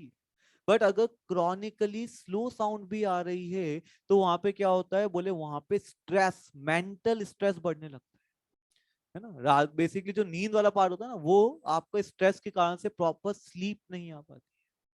और ये चीज आप लोगों ने महसूस की, स्ट्रेस के कारण से नींद नहीं आती है। जब आप याद करिए बोर्ड एग्जाम्स थे, उस टाइम पे जब आप सोते थे, तो कई बार तो नींदों में भी पढ़ाई चलती रहती थी, है ना। बोले एग्जाम से एक दिन पहले अगर आप पूरा पढ़ रहे हो और आप सोए हो, उसके बाद तो नींदों में आप पूरा चैप्टर रिवाइज कर लेते थे, कहीं के कहीं तो थ्योरम सॉल्व हो जाती थी, बोले नींदों में, है ना। बोले लास्ट में आता है हैंस प्रूव्ड।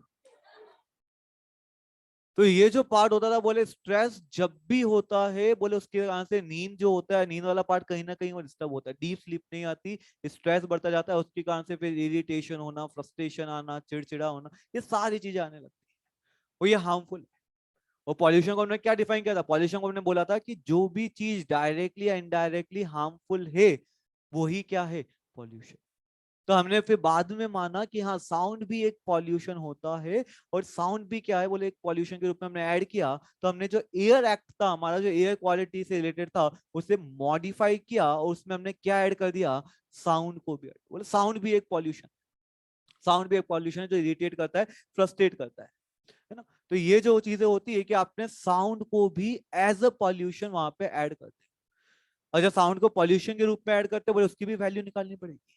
उसकी वैल्यूज आप निकालते हो डेसिबल, उसकी जो वैल्यूज होती है किस में निकलती है, डेसिबल।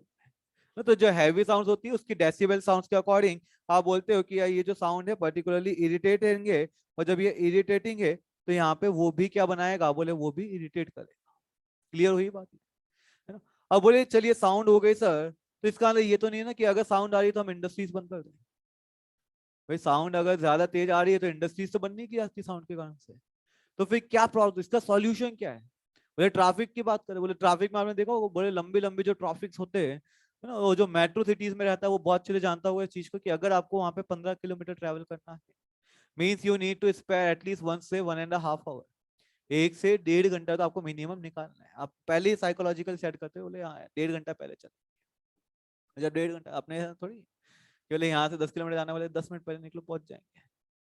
तो ऐसा नहीं होता, वहां पे मेट्रो सिटीज में बहुत टाइम लगता है ना, कोटा मेट्रो नहीं है। हाँ ये रोड्स की हालत के कारण से टाइम ज्यादा लग रहा है वो बात अलग है ना। बाकी कोटा ऐसा नहीं कि मेट्रो सिटी होगी बहुत, मेट्रोस में टाइम ज्यादा लगता है। बात की जाए बेंगलोर, बेंगलुरु जो बोलते हो है ना, वहां तो 1 किलोमीटर चलना इट मीन्स एक ड्रास्टिक का। तो ये जो पार्ट होता है कि ट्रैफिक, और उस ट्रैफिक में होता है कि सबसे बड़ी चीज क्या, बोले horns horns horns horns horns continue. उसको पता है भाई आगे वाले गाड़ी में इतनी लंबी लाइन है वो नहीं निकाल पाएगा, स्टिल आप हॉर्न्स तो चालू रखेंगे है ना। तो ये जो हॉर्न वाला पार्ट होता है एक टाइम के बाद ये चीजें क्या होती है, दिमाग में सेट होती जाती है। हमें वहां पे जो लोग रह रहे हैं उनको फील नहीं होता ये चीज। कोई नया गया है ना उसको एकदम से फील होगा, बोले कितना ट्रैफिक है कितना साउंड आ रहा है। तो वहां के लोगों को कौन सा साउंड, ये तो हमारी नॉर्मल बात है, डे टू डे लाइफ हो गई। बट उसके कारण से उनकी स्ट्रेस लेवल बढ़ता जाता है, उनका जो स्ट्रेस लेवल है उनका जो पार्ट है वो बढ़ता जाता है। इन चीजों का सॉल्यूशन क्या है, बोले सॉल्यूशन है कि इंडस्ट्रीज वालों को ये बोला जाता है भाई आप साइलेंसर, अगर मशीन ज्यादा हैवी है साउंड करिए साइलेंसर्स का यूज करो। सेकेंड बोले साइलेंसर नहीं लग सकता तो आसपास की जो वॉल है वहां पे साउंड एब्जॉर्बेंट मटेरियल्स लगाए। ये आपने देखा होगा सिनेमा घरों में, अंदर मूवी चल रही हो बाहर का अगर गेट लगा हुआ है बाहर साउंड थोड़ी आएगी है ना। तो वो साउंड एब्जॉर्बेंट मटेरियल होता है जो साउंड को एब्जॉर्ब कर लेता है। तो साउंड एब्जॉर्बेंट मटेरियल्स आप बनाए उससे लगाए ताकि साउंड बाहर नहीं जाए।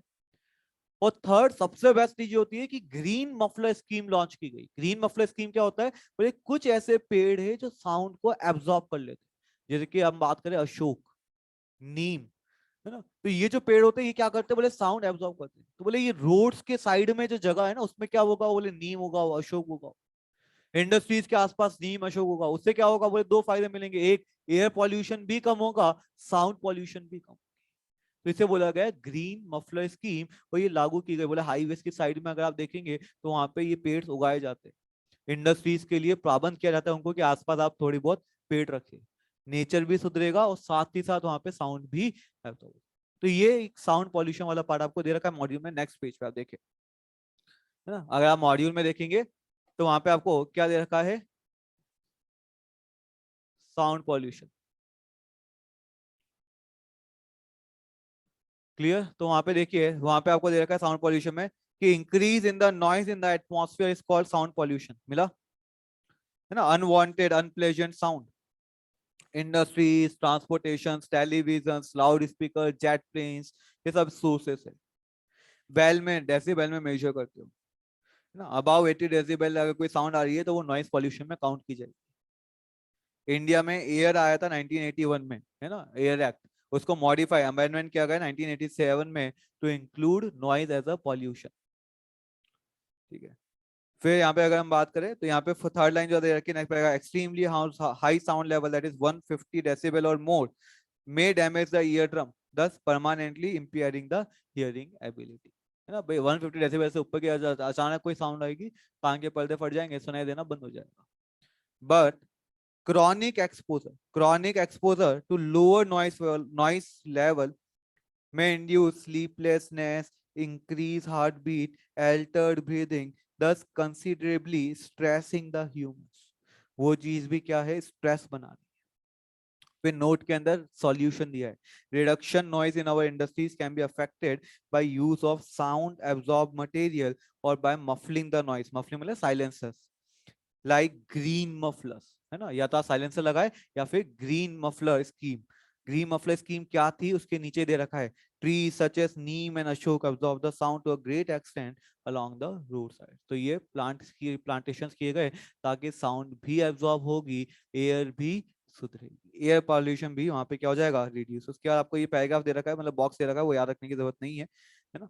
आपको याद रखने की जरूरत नहीं कि एग्जैक्टली कौन सा लेवल किसका होता है, बस एक नॉर्मल एक आपको बेसिक है कि हॉस्पिटल्स के समय साउंड नहीं बजाना चाहिए, स्कूल में साउंड नहीं बजाना चाहिए, नो हॉर्न जोन होता है, आपको पता है। रात 10 बजे बाद डीजे अलाउ नहीं है ना। तो ये जो चीजें गवर्नमेंट ने लागू कर रखी है, रूल्स बना रखे, कहीं ना कहीं साउंड पॉल्यूशन के लिए बना रखे ताकि वो रिड्यूस रहे। क्लियर हुई क्या बात है? चलिए, इसके बाद अगर हम बात करें तो बोले ये जो कचरा होता है ना, ये ऐसा थोड़ी है कि यहाँ पे आप एयर पॉल्यूशन की आपने बात कर ली, चलिए ठीक है, एयर की क्वालिटी से रिलेटेड उसको कैसे इंप्रूव कर सकते हैं। आपने वाटर पॉल्यूशन का देख लिया कि भाई कैसे उसको ट्रीट किया जाता है, कैसे उसका सॉल्यूशन है, सब आपने बात कर ली। But third that is land pollution. भाई जमीन का भी तो पॉल्यूशन हो रहा है। और लैंड पॉल्यूशन में अगर हम बात करें, we will talk about solid waste. Solid waste का मतलब क्या? सॉलिड वेस्ट का मतलब होता है कि जो भी आप कचरा दिन भर में प्रोड्यूस करते हो, जैसे कि अगर आपके रूम की बात की जाए, आपके रूम में मेनली स्टेशनरी का कचरा निकलता है ना। स्टेशनरी रिलेटेड जो भी कचरा होगा वो आपके रूम से मेनली मिलेगा, है ना। या फिर खाने पीने वाला, ना, खाने के चिप्स के पैकेट, इसके पैकेट। तो ये जो कचरा होगा बेसिकली, पिज्जा खाया तो बोले पिज्जा के जो डिब्बे होंगे। तो ये जो पार्ट होता है, या तो खाने पीने का कचरा या स्टेशनरी का कचरा, दो ही चीजें होती है। घर हाउस होल्ड की बात की जाए तो बोले सब्जियां वब्जियां ये सब का पार्ट होता है उसके अंदर, हाउस होल्ड में, है ना। किसी की इलेक्ट्रिक शॉप है तो इलेक्ट्रिक वेस्ट निकलेगा। तो कहने का मतलब वो हर एक चीज जो कचरा वहां पे प्रोड्यूस हो रहा है, that is known as solid waste. Solid waste को कौन कलेक्ट करता है? बोले म्युनिसिपल पार्टीज कलेक्ट करती है। आपने देखा होगा सुबह सुबह गाड़ी आती है ना, गाड़ी वाला आया। तो ये जो, हाँ, तो ये जो पार्ट होता है, बोले सुबह सुबह क्या होता है, बोले गाड़ियां निकलती है तो वहां पे जितने भी लोग हैं वो जा जाके उसमें कचरा डालते हैं। बट उस कचरे का होता क्या है? तो बोले ये सारा कचरा म्युनिसिपल कॉर्पोरेशन जो है कलेक्ट करती है, और इन रियलिटी क्या करना चाहिए, बोले इसको बर्न करती है। बर्निंग का फायदा क्या है? बोले अगर कचरा इतना है तो वो रिड्यूस हो जाए। तो जलाने से साइज क्या हो जाती है, रिड्यूस हो जाती है। सबसे बेस्ट आप एक पेपर लो, इतना बड़ा पेपर, उसको आपने जला दिया, इतना सा है ना, जो राख बनेगी वो इतनी सी। तो बोले कचरा बर्न करेंगे तो वो रिड्यूस हो जाए। बट ये लोग कंप्लीट बर्निंग करते हैं क्या? कंप्लीट बर्निंग नहीं की जाती, इनकम्प्लीट बर्निंग की जाती है, मतलब वो भी पॉल्यूशन करेगा, वो भी पॉल्यूशन करेगा। इन रियलिटी कंप्लीट बर्निंग होनी चाहिए थी, बट नहीं होती। और इनफैक्ट कई जगह तो इनकम्प्लीट बर्निंग भी नहीं की जाती, डायरेक्टली डंप कर दिया जाता है ना। तो होता क्या है, बोले यहाँ पे जलाया ठीक, नहीं जलाया वॉट एवर, बट उस कचरे को फिर एक जगह तय कर ली जाती है और वो डंपिंग यार्ड बन जाता है। तो वहां क्या होता है, बोले जितना भी पूरे शहर का कचरा है उस जगह पे ले जाके ड्रॉप कर दिया जाता है, यार्ड है पूरा। तो वहां पे भी चूहे, मक्खी, मच्छर, सब कुछ वहां पे, इतने गंदा इलाका हो जाता है वो, उससे बदबू, और पूरा आसपास के इलाकों में वो पूरी बदबू है। और हर एक शहर में, हर एक शहर में एक डंपिंग यार्ड होता ही। एक कोटा की बात की जाए, कोटा में थर्मल के सामने की तरफ जो इलाका है वो पूरा उसी का डंपिंग यार्ड बना हुआ है। मतलब पूरे कोटा शहर का कचरा सारा का सारा इकट्ठा करके वहां पे डंप कर दिया जाता है। इसी तरह से हर एक शहर में, आपके शहर में भी क्या होगा, डंपिंग यार्ड होगा, वहां पे पूरे शहर का कचरा जो है म्युनिसिपल पार्टी ले जाती है, तो वहां पे पोर कर दिया जाता है। और वो पोर करना क्या है, बोले वहां पे पोर कर दिया, वहां पे मच्छर, चूहे, फ्लाइज, उनके लिए तो पिकनिक स्पॉट है ना। उनको फुल खाना मिल रहा है, सब कुछ मिल रहा है, और उनके लिए बेस्ट प्लेस है।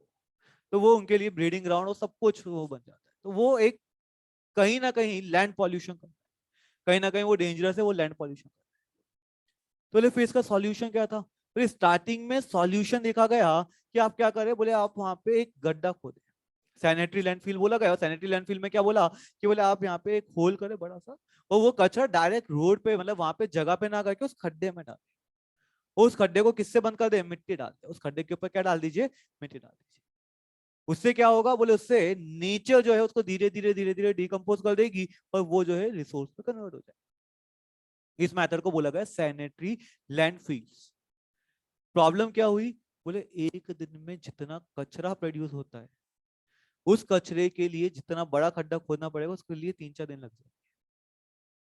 मतलब हमने मेट्रो सिटीज की बात करें, बोले कचरा इतने अमाउंट में जनरेट हो रहा है कि हर दिन एक नया खड्डा नहीं खोदा जा सकता, उसको मिट्टी से नहीं ढका जा सकता, पॉसिबल नहीं है, प्रैक्टिकली पॉसिबल नहीं हो। तो सैनिटरी लैंडफिल इसलिए अडॉप्ट नहीं हो पाया, क्यों? बोले प्रैक्टिकली वो चीज पॉसिबल नहीं है कि इतने लार्ज अमाउंट जो है हम गार्बेज जनरेट कर रहे हैं कि उसको हर दिन एक पर्टिकुलर डग किया जाए, उसके अंदर डाला जाए, मिट्टी डाली जाए, वो पॉसिबल नहीं, प्रैक्टिकली पॉसिबल नहीं। इसे सैनिटरी लैंडफिल अडॉप्ट नहीं की जाती, आज भी ओपन डंपिंग ही चल रही है। आज भी अगर आप देखेंगे मैक्सिमम शहरों में ओपन डंपिंग ही होती है, एक जो एरिया है वहां पे फुल ओपन डंप किया जाता है। तो फिर और क्या कर सकते हैं? बोले यहाँ पे बेस्ट मेथड जो है सॉलिड वेस्ट से निपटने के लिए वो ये है कि आप उस कचरे की कैटेगरी बनाए। अगर आप यहाँ पे भी देखेंगे कभी गाड़ी को देखना, कचरे वाली गाड़ी को, उसमें 3 डिब्बे अलग अलग होते हैं, है ना। वो जो गाड़ी है ना वो बोलती भी है कि सूखा कचरा अलग डाले, गीला अलग डाले, और वो जो कचरा है वो अलग डाले, बेसिकली बोलती है। और तीनों कचरे पे अलग अलग कलर के लिए होता है ना। बट हमें क्या मतलब, हम तो सीधा थ्रो करते हैं और डालते किसमें, मतलब सारा कचरा भरते ही हम थैली में। हम बायोडिग्रेडेबल वेस्ट को किस में भर के दे रहे? नॉन बायोडिग्रेडेबल वेस्ट में ऐसे पैक करके वहां पे डाला जाता है ना, कि जैसे कि वो बेचारा बोले तुम सब्जी को अगर नॉन बायोडिग्रेडेबल वेस्ट करके पैक भी करके फेंक रही हो ना, वो कोई काम का नहीं है, नीचे उसका कुछ नहीं कर सकती। तो बात ये समझिएगा कि ये जो पूरा पार्ट चल रहा है ना, तो इसके अंदर गड़बड़ क्या हो रही है, बोले हम ध्यान नहीं देते हैं। अगर कैटेगरी वाइज बना दिया जाए तो बोले एक बायोडिग्रेडेबल कचरा, एक नॉन बायोडिग्रेडेबल और एक रिसाइकलेबल, 3 हमने कैटेगरी बना। रिसाइकलेबल वाला जो काम है वो तो बेचारे रैग पिकर्स जो कबाड़ी वाले होते हैं ना, घूमते रहते रद्दी दे दो रद्दी, वो बहुत अच्छे से करते हैं। हाँ देखिए, उनको जब रद्दी दी जाती है बोले उससे वो कचरा क्या करते हैं, बोले जो चीज रिसाइकल हो सकती है उससे वो रिसाइकलिंग करवा देते हैं। तो ये that is doing a very great job, वो बहुत अच्छे सोसाइटी के लिए काम कर रहे हैं। बच्चा बायोडिग्रेडेबल वाला कचरा, उसके लिए सबसे बेस्ट मेथड क्या है? तो सिर्फ बायोडिग्रेडेबल आएगा तो इतना वेस्ट नहीं होगा, इतना वेस्ट नहीं होगा, सैनिटरी लैंडफिल अपना लो, खड्डा खोदो, उसमें डालो, उसको पैक कर दो। बचा क्या? Non biodegradable. और नॉन बायोडिग्रेडेबल ना तो नेचर के पास कोई सॉल्यूशन है ना हमारे पास कोई सॉल्यूशन। नॉन बायोडिग्रेडेबल का सबसे बेस्ट मेथड क्या है? बोले उसे यूज ही मत करो, बैन हो जाए। लॉ बैन कर सकता है, बट उसको फॉलो करना ना करना वो हमारे हाथ में। गवर्नमेंट की तरफ से तो थैलियों का यूज बंद है, बट अवेयरनेस लोगों में भी चाहिए कि अगर बैन है तो वो चीज का यूज ना करें, उस चीजों का यूज ना करें। एनसीईआरटी लिखती है कि आप लोग भी कंट्रीब्यूट कर सकते हो। बोले क्या करें? बोले सिंपली जब भी शॉपिंग के लिए जाए एक थैला लेके जाए, प्लास्टिक की थैली में लेने से मना कर दे। बोले प्लास्टिक की थैली हम यूज नहीं करेंगे, हम थैला लेके आए उसमें। स्मॉलेस्ट कंट्रीब्यूशन, आप सबसे छोटा कंट्रीब्यूशन यही दे सकते हो, पहले थैलियां मना कर दो थैली। बट हम इतने डिपेंडेंट हो चुके हैं, जैसे मैंने आपको एग्जांपल दिया, 50 पैसे की चॉकलेट भी हम थैली में पैक करके दे रहे हैं। तो वो जो डिपेंडेंसी आ चुकी है वो कहीं ना कहीं बहुत ज्यादा हार्मफुल है, वो ज्यादा बहुत ज्यादा हार्मफुल है। तो वो चीजें रिड्यूस करनी ही पड़ेगी। और धीरे धीरे ऐसा नहीं कंडीशन इंप्रूव नहीं हो रही, कंडीशन इंप्रूव हो रही है। अब लोगों को ये बात समझ में आ रही है कि जो प्लास्टिक होता है वो कितना हार्मफुल होता है, और इसके लिए लोग भी अवेयर हुए हैं और वो इस चीज को अवॉइड करते हैं। रिसेंटली अभी भी बात करूं, है ना, तो जैसे कि आज मकर संक्रांति है, पता है आप लोगों को, है ना। हम बोले पढ़ाई में इतना व्यस्त है तो पढ़ता ही नहीं रहता, तो उसमें पतंग उड़ती है ना। तो लॉरेंस जो माया स्कूल है अपना यहाँ पे कोटा की, अगर मैं बात करूं, तो इन्होंने एक पहल शुरू की। क्या? बोले आप पतंग उड़ाए कोई दिक्कत नहीं, बस प्लास्टिक की पतंगे को इस जगह कागज की पतंगे उड़ाए। वहां के जो बच्चे उन्होंने और टीचर्स ने मिलकर क्या पहल शुरू की, उन्होंने पूरा ये बोला कि आप प्लास्टिक की पतंगे, भाई पतंगे उड़ाओ, आपको पतंग उड़ाने से खुशी मिल रही है ना, भाई आपका मेन मोटिव क्या है? पतंग उड़ाना है, उड़ाओ, कौन मना कर रहा है। क्या करो? भाई प्लास्टिक की पतंगे यूज मत करो, आप कागज की यूज कर लो, उड़ती भी अच्छी है, और प्लस नेचर के लिए हार्मफुल। प्लास्टिक की पतंगे नेचर के लिए हार्मफुल है, उससे मत उड़ाओ। तो एक सिंपल सा उन्होंने क्या किया, इनिशिएटिव लिया कि प्लास्टिक की पतंगे अगर 50 पतंगे भी नहीं उड़ेगी अब तो क्या होगा, बोले नेचर कहीं ना कहीं तो इंप्रूव होगा, है ना। तो ये इनिशिएटिव, इस तरीके के जो आइडियाज होते हैं, वही आइडियाज धीरे धीरे धीरे धीरे जब जाएंगे और लोगों में पहुंचेंगे, वो चीजें इंप्रूवमेंट। तो स्मॉल स्मॉल चेंजेस से ही बिग चेंजेस आएंगे, और वो चीजें आनी पड़ेगी, क्योंकि प्लास्टिक वेस्ट तो इनकी बात करें उसका कोई सॉल्यूशन नहीं है, कोई सॉल्यूशन नहीं। हम इलेक्ट्रॉनिक वेस्ट की अगर हम बात करें ना, कि जो इलेक्ट्रॉनिक वेस्ट होता है, बोले डेवलप्ड कंट्रीज क्या करती है, बोले सारा इलेक्ट्रॉनिक वेस्ट का कचरा भेजती है डेवलपिंग कंट्रीज के पास। और इस डेवलपिंग वेस्ट जो कंट्रीज होती है ना, वो बहुत अच्छे से लेती है। सबसे बड़े इंपोर्टर्स जो इस कचरे के हैं, इलेक्ट्रॉनिक वेस्ट के जो कचरा इंपोर्ट करते हैं, वो कौन है? इंडिया, चाइना एंड पाकिस्तान सबसे ज्यादा लेते हैं। क्यों लेते हैं? बोले उनको क्या फायदा है? बोले उस कचरे में से इंपॉर्टेंट मिनरल्स मिल जाएंगे, सिलिकॉन्स हुआ, थोड़े बहुत अमाउंट में गोल्ड हुआ, इस टाइप की चीजें जो होती है उसमें जो यूज होती है, उन छोटी छोटी चीजों के लिए हम उसको ले रहे हैं, इंपोर्ट कर रहे हैं, बहुत छोटी छोटी चीजों के लिए। चलिए वो कोई दिक्कत नहीं है, वो उनका बिजनेस है, अच्छी बातें कर रहे हैं, but main thing is what, इन चीजों को एक्सट्रैक्ट करने के लिए प्रॉपर टेक्नोलॉजी चाहिए, वो टेक्नोलॉजी हमारे पास नहीं है। हमारे पास क्या है? सस्ती लेबर। हम जो इंपोर्ट कर रहे हैं ना, वो क्यों कर रहे हैं? हमारे पास टेक्नोलॉजी नहीं है, वो बहुत महंगी पड़ती है, हमारे पास सस्ती लेबर है। हम लेबर्स को इस काम में डालते हैं, मैन्युअल पावर से इस चीज को एक्सट्रैक्ट करवा रहे हैं, मतलब कहीं ना कहीं हम उन लेबर्स की जान को खतरे में डालते हैं। वो डेली उन डेंजरस एलिमेंट से क्या हो रहे हैं? एक्सपोज हो रहे हैं। वो चीज रॉन्ग है, that is something wrong. E waste का सबसे बेस्ट मेथड क्या है? रिसाइकल कर लो, कोई दिक्कत नहीं है। इलेक्ट्रॉनिक वेस्ट का सबसे बेस्ट मेथड है रिसाइकलिंग कर लीजिए, टेक्नोलॉजी वाइज को वापस से रिसाइकल हो जाएगा, उसका कोई दिक्कत नहीं है। बट उससे वो चीजों को एक्सट्रैक्ट करना without technology with the main power is wrong. आप मैन पावर के साथ उसको यूज कर रहे हो, वो रॉन्ग है। प्लास्टिक वेस्ट की बात करें, बोले उसका उस नेचर के पास अभी कोई सॉल्यूशन नहीं है हमारे पास, हम रिसर्च कर रहे हैं, we are on the research part, है ना। हम सुपर बग्स डेवलप करने की कोशिश कर रहे हैं जो प्लास्टिक को डाइजेस्ट कर जाए, इस टाइप्स के हम बग्स डेवलप कर रहे हैं, जेनेटिकली मॉडिफाइड इंजीनियरिंग हम डाल रहे हैं। हर एक चीज जो ह्यूमन के दिमाग के पास है वो सब कोशिश की जा रही है कि कहीं ना कहीं से प्लास्टिक के लिए कोई ना कोई रेमेडी मिल जाए और वो हट जाए।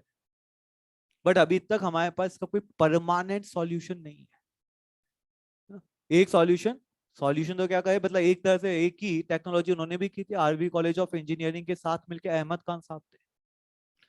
अहमद खान साहब ने क्या किया, बोले वो प्लास्टिक बेचते थे, ये बात, उसकी जो पूरी इंडस्ट्री थी वो प्लास्टिक बेस्ड इंडस्ट्री थी, वो प्लास्टिक के प्रोडक्ट्स बेचते थे, धड़ल्ले से बेच रहे थे प्लास्टिक। एनसीईआरटी लिखती है कि जब उनको इस बात का रियलाइज हुआ कि प्लास्टिक कितना हार्मफुल होता है ना, और इन रियलिटी बेसिकली क्या हुआ था, गवर्नमेंट ने बैन कर दिया था प्लास्टिक, है ना। हाँ, कि जब गवर्नमेंट ने प्लास्टिक बैन कर दिया, बोले इंडस्ट्री बंद हो गई, तब उनको ये बात समझ में आई कि अब कुछ ना कुछ तो नया देखना है। और सेकेंड चीज, बोले प्लास्टिक कहीं ना कहीं हार्मफुल भी है। तो उन दोनों चीजों के यहाँ पे उन्होंने क्या किया, उनका जो बच्चा है वो इंजीनियर था, है ना, आरवी कॉलेज ऑफ इंजीनियरिंग से उन्होंने इंजीनियरिंग की थी। उन्होंने अपने बेटे के साथ मिलके, आरवी कॉलेज ऑफ इंजीनियरिंग के साथ मिलके, उन्होंने क्या किया, उस प्लास्टिक से फाइन पाउडर बनाया। उसको बोला गया मॉडिफाइड प्लास्टिक, एक फाइन पाउडर क्रिएट करके इसको बोला पॉली ब्लेंड। और इस पॉली ब्लेंड को उन्होंने बहुत सारी चीजों के साथ मिक्स करने की कोशिश की थी, बहुत सारी चीजों के साथ। सबसे बेस्ट रिजल्ट मिले थे, इन्होंने रोड के जो डामर होता है, बिटुमन, उसके साथ मिक्स किया। और जब डामर के साथ में इस प्लास्टिक के पाउडर को मिक्स किया, बोले अच्छे से मिक्स हो गया, फिर उन्होंने छोटा सा एरिया में जो खड्डे होते ना, उन खड्डों को भर के देखा था पहले स्टार्टिंग। उन्होंने जब खड्डे भरना स्टार्ट किए, बोले इसके अच्छे चले। उसके अंदर खड्डे जब भरते थे, बोले बिटुमन और इससे, तो उससे क्या होता है, बोले खड्डे जितने ही भरे, उस रोड की पैच जितने लगा है, वो पैच की क्वालिटी इंप्रूव हुई। जैसे जैसे वो इंप्रूव हुई, उन्होंने उस चीज को रिकॉर्ड किया पूरा, उन्होंने बोला कि इस तारीख को ये भरा था, और डेली वहां पे इसके फोटोज फोटोज ये सब, इन्होंने पूरी एक फाइल तैयार की। बैंगलोर सिटी कॉर्पोरेशन में गए, उन्होंने ये बोला कि इसका मैंने रिसर्च किया है, इट इज गुड। उनको एक स्मॉल कॉन्ट्रैक्ट दिया गया, बोले आप ये 30-40 किलोमीटर का जो रोड है, ये आप बनाए। उन्होंने उस चीज को क्या किया, उसके लिए उनको प्लास्टिक चाहिए था, उन्होंने रैक पिकर्स की हेल्प ली। कबाड़ी वाले इसको क्या बोला, बोले मैं 6 रुपए किलो में तुमसे प्लास्टिक लूंगा, I will buy plastic in 6 rupees kilo. और उनको मिलता था, वो जो बाहर से ले गया वो 1 रुपए 50 पैसे में लोग दे देते, वो खुश। उनको 5 रुपए का मार्जिन मिल रहा था, उनके लिए बहुत बड़ी बात है। रैक पिकर्स ने पूरे बैंगलोर में जा जाके नीचे भी कहीं प्लास्टिक है, उसको भी ले लेके बोले ये भी बिके। हर एक चीज, मतलब जो प्लास्टिक सिटी क्लीन करने के लिए अगर मुहिम चलाई जाए, वो उन्होंने मुहिम चला दी, प्लास्टिक सारा इकट्ठा हो गया, रोड डाली गई, और रोड की क्वालिटी अच्छी थी, है ना। क्यों अच्छी थी? क्योंकि पॉलीब्लेंड प्लास्टिक जो है वो पानी रिपेल करता है, पानी रिपेल करेगा। पर सबसे बड़ी प्रॉब्लम पानी की है। देखिए बारिश के बाद जो रोड की हालत होती है ना, तो बोले पानी रिपेल करेगा, रोड की क्वालिटी 3 गुना बढ़ जाएगी, लाइफ जो एज है वो 3 गुना बढ़ जाएगी। और ये चीज उनको मिली। तो ये एक टेम्पररी सॉल्यूशन हमें प्लास्टिक का मिला, क्या कि बोले हम रोड बनाने में टेम्पररी क्यों बोल रहा हूँ, क्योंकि परमानेंट सॉल्यूशन नहीं है ये भी। बट हाँ, आपने प्लास्टिक को ऐसी जगह ठिकाना लगाया जहां पे ये बायो मैग्निफिकेशन का पार्ट नहीं बन रहा है, नेचर को हार्म नहीं कर रहा है ना। तो आपने उस सॉल्यूशन को अच्छा क्यों माना? ताकि ऐसी जगह वो प्लास्टिक ठिकाने लगा है कि वो नेचर में हार्म क्रिएट नहीं कर पा रहा है।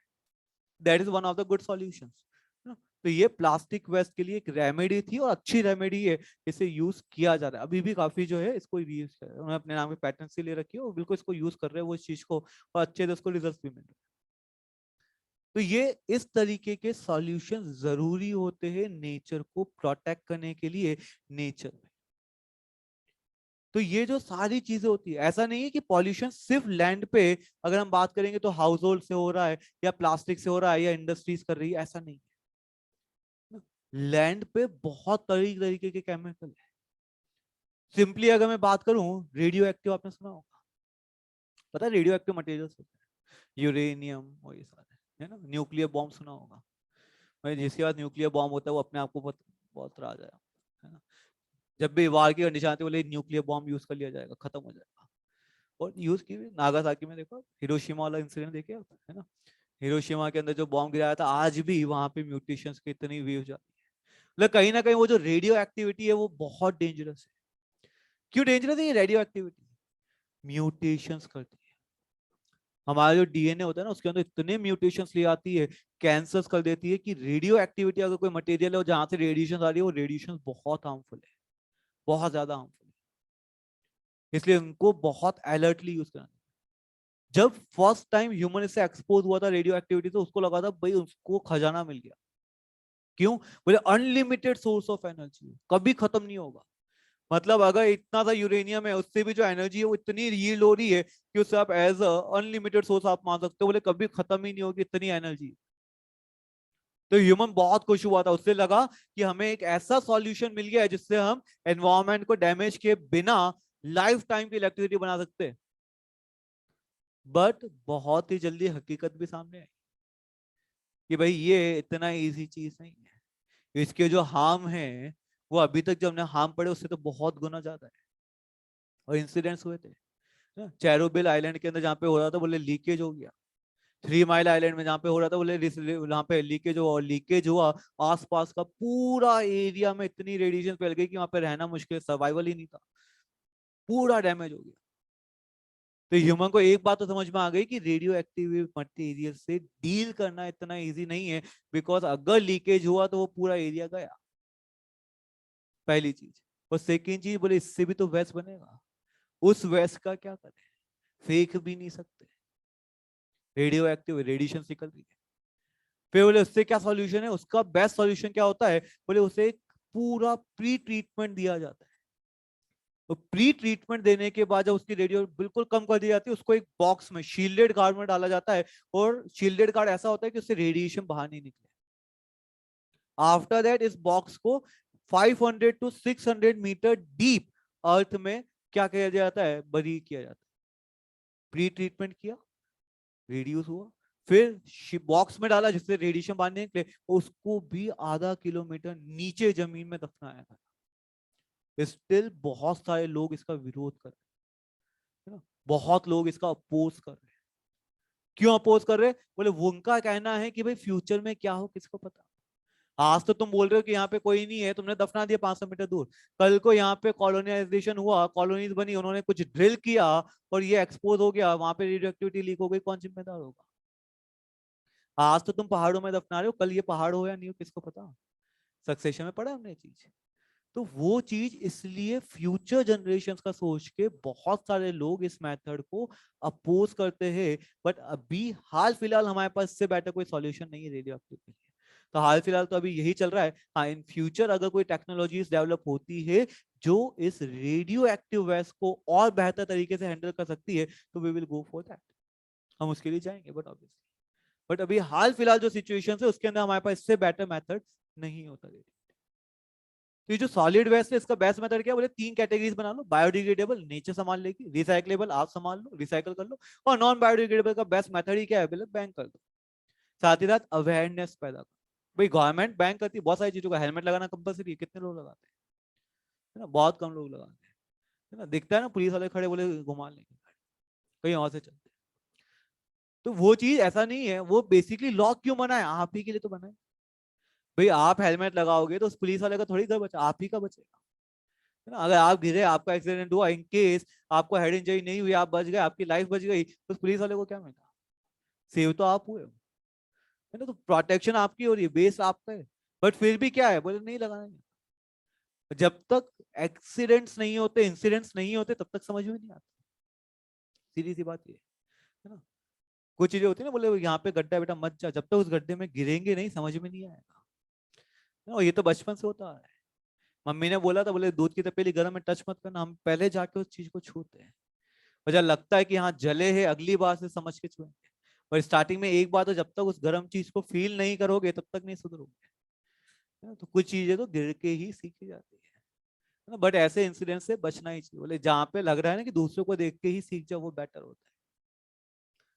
फिर रेडियो एक्टिव वेस्ट के लिए बोले सबसे बेस्ट है प्री ट्रीटमेंट करो, प्री ट्रीटमेंट करने के बाद से बॉक्स में डालो, उसके बाद दफना, that is the best treatment we have. तो वो चीज हमारे लिए बेस्ट है अभी फिलहाल। क्यों डेंजरस है रेडियो एक्टिव, म्यूटेशन कॉज करता है, डीएनए म्यूटेशन कॉज करता है, डैमेज करता है, उसके कारण से हार्म। फिर अगर हम बात करें सॉलिड वेस्ट लैंड पोल्यूशन की, जब हम बात करें तो एक और सबसे बड़ी प्रॉब्लम है एग्रीकल्चर। एग्रीकल्चर पता है वो, खेती बाड़ी। इस खेती बाड़ी की बात की जाए ना, तो यहाँ पे एक आई थी ग्रीन रिवॉल्यूशन, हरित क्रांति बोलते हैं।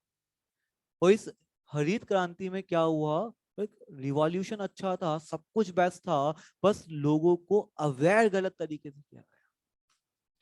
हुआ क्या, जो एजुकेशन दी गई उसमें सिर्फ इतना बताया गया, है ना, जो वहां से बातें फैली किसानों से, वो ये बात बताई गई कि भाई आपको दवाई डालनी है, पानी डालना है, फसलें उगेगी। उन्होंने यही किया, उन्होंने क्या किया, बोले फर्टिलाइजर यूज करते हैं, एक्सेस इरिगेशन करते हैं, बोले स्टार्टिंग में तो क्रॉप्स आने भी लगे, धीरे धीरे कॉस्ट का प्रोडक्शन बढ़ने लगा। एक किसान का बड़ा, उसने दूसरे को बताया, बोले तेने क्या किया, बोले कुछ नहीं, बस दवाई फेंकी, पानी डाला, हो गया। और धीरे धीरे क्या करना, बोले लोग यही करें, दवाई डालते, पानी सीधा फसले। बट आप सोच के देखें कि अगर पेस्टिसाइड्स यूज किया जा रहा है एक्सेस में, तो उसका नुकसान सोचिए। आप एंटीबायोटिक्स खाते हो, बोलिए कभी, वो एंटीबायोटिक्स इसलिए खा रहे हो, बैक्टीरिया पैथोजेंस को किल करने के लिए। कौन से बैक्टीरिया को, गुड या बैड, दवाई को पता है क्या, भाई तुमने जो दवाई खाई उसको पता है क्या कौन से गुड है कौन से बैड है, वो तो सबको मारेगा। तुमने दवाई खाई, तुम्हारे इंटेस्टाइन में रहने वाले अच्छे बैक्टीरियाज भी मरेंगे, बुरे बैक्टीरियाज भी मरेंगे। और जब ये अच्छे बैक्टीरियाज मरते हैं, उसी के कारण से आप साइड इफेक्ट बोलते हो, आपको डायरिया हो जाता है, कॉन्स्टिपेशन हो जाता है, ये जितनी प्रॉब्लम्स होती है एंटीबायोटिक्स, कई लोगों ने सुना, बोला एंटीबायोटिक का उससे डायरिया हो गया, है ना, एंटीबायोटिक का कॉन्स्टिपेशन हो गया। और ये होता ही है, बोलते होता ही है। फिर क्या होता है, बोले दवाई बंद कर देते, कुछ टाइम बाद ठीक हो जाती है, क्यों, बोले वो वापस गुड बैक्टीरिया आ जाते हैं। तो ये पार्ट नॉर्मली होता है, मतलब बैक्टीरिया हमारी दवाइयों को नहीं पता। सिमिलरली आप पेस्टिसाइड छिड़क रहे हो, क्या उसको पता है क्या गुड बैक्टीरिया कौन है, बैड कौन है। भाई वो पेस्टिसाइड तो नाइट्रोजन फिक्सिंग बैक्टीरिया को भी मारेगा, वो कितने जरूरी थे हमारे लिए, बट वो तो उसको भी किल करेगा। तो कहने का मतलब मैं क्या कह रहा हूं, कि जब आप इन फर्टिलाइजर्स को यूज कर रहे हो, तो वो अल्टीमेटली सॉइल की फर्टिलिटी बढ़ाएगा या कम करेगा, कम करेगा। वो धीरे धीरे सॉइल की फर्टिलिटी रिड्यूस करेगा। सेकंड चीज, एक बात और मुझे जवाब देना, कि अगर तुम यहाँ पे फुल स्पीड में पेस्टिसाइड डाल रहे हो, अल्टीमेटली बहेगा तो नदी में। और डीडीटी जब पानी में जाता था और धीरे धीरे आगे बढ़ता था, क्या बोला था, करेगा या नहीं करेगा। थर्ड चीज बताओ, जब तुम ऑर्गेनिक ये सब डाल रहे हो, तो ये ऑर्गेनिक न्यूट्रिएंट्स पहुंच कहाँ रहे, पानी में। और पानी में जब ये ऑर्गेनिक न्यूट्रिएंट्स बढ़ते थे, क्या बोल रहा था, यूट्रिफिकेशन एक्सलरेटेड। उसके कारण से क्या फॉरेस्ट बने थे, क्या क्या बनी थी, डेजर्ट बनी थी। तो इन ग्रीन रिवॉल्यूशन में हुआ क्या, मतलब इतने पेस्टिसाइड्स यूज किए गए कि सॉइल की फर्टिलिटी डिक्रीज होती गई। एक टाइम के बाद वो जो किसान थे, उनकी जो जमीनें थी वो बंजर हो गई, बैरन एरिया हो गया। कई किसान को सुसाइड करना पड़ा था, फिर उनके पास सिर्फ थी जमीन जिससे वो फसलें उगा रहे थे और कर रहे थे। धीरे धीरे क्या हुआ, बोले वो जमीन बंजर हो गई, कुछ नहीं बचा। और ये चीज हुई है, रियलिटी है, ये रियलिटी है किसानों का, जो उस टाइम पे हुआ था बहुत भयंकर। ये चीज उसके बाद फिर गवर्नमेंट ने पॉलिसीज लॉन्च की, बोले हम बीमा योजना, तो जितनी चीजें चल रही है, एजुकेशन और ये सब लॉन्च हुआ। कई सारे किसान जो है उनको मरना पड़ा था इस चक्कर में। तो ये चीजें कहीं ना कहीं पूरा जो एग्रोकेमिकल इंडस्ट्री है उसको बहुत डैमेज हुआ था उस टाइम पे। ऑर्गेनिक फार्मिंग कॉन्सेप्ट जो था वो बहुत कम चलता था। क्यों? लोगों को लगता था यार ऑर्गेनिक फार्मिंग करेंगे, प्रोडक्शन कम होगा, इनकम कम होगी।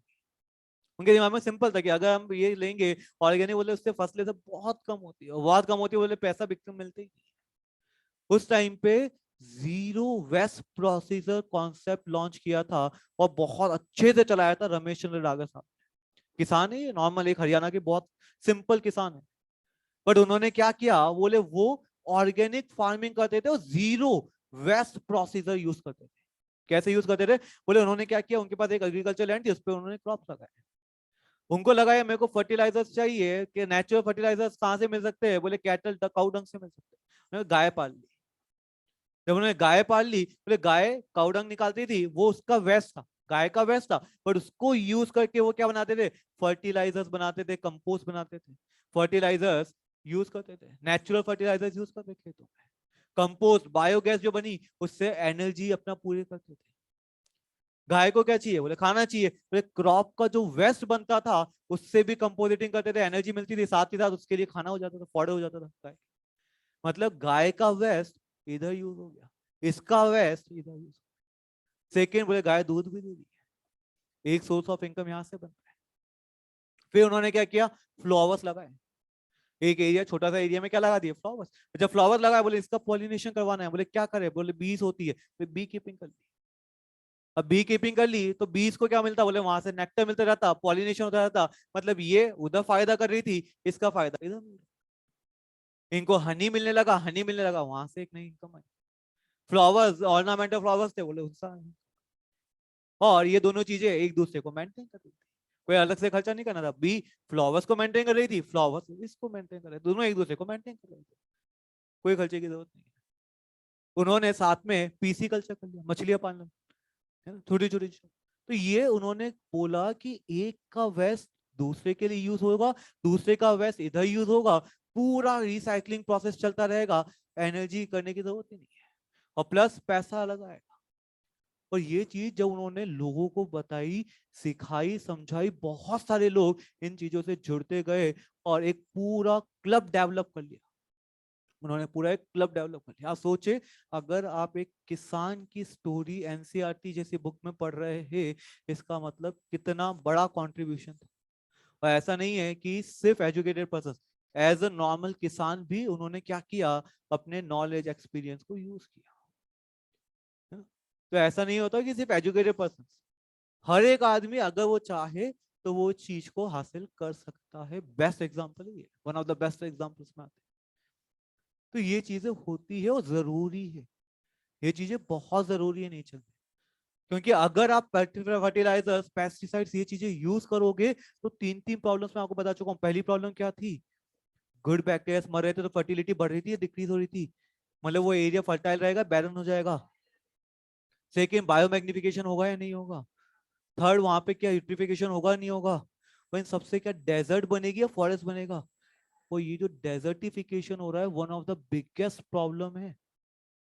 बहुत बड़े बड़े एरियाज डेजर्ट बनते जा रहे हो, ये सबसे बड़ी इंटरनेशनल कम्युनिटी के ऊपर सबसे बड़ा प्रेशर इज डेजर्टिफिकेशन।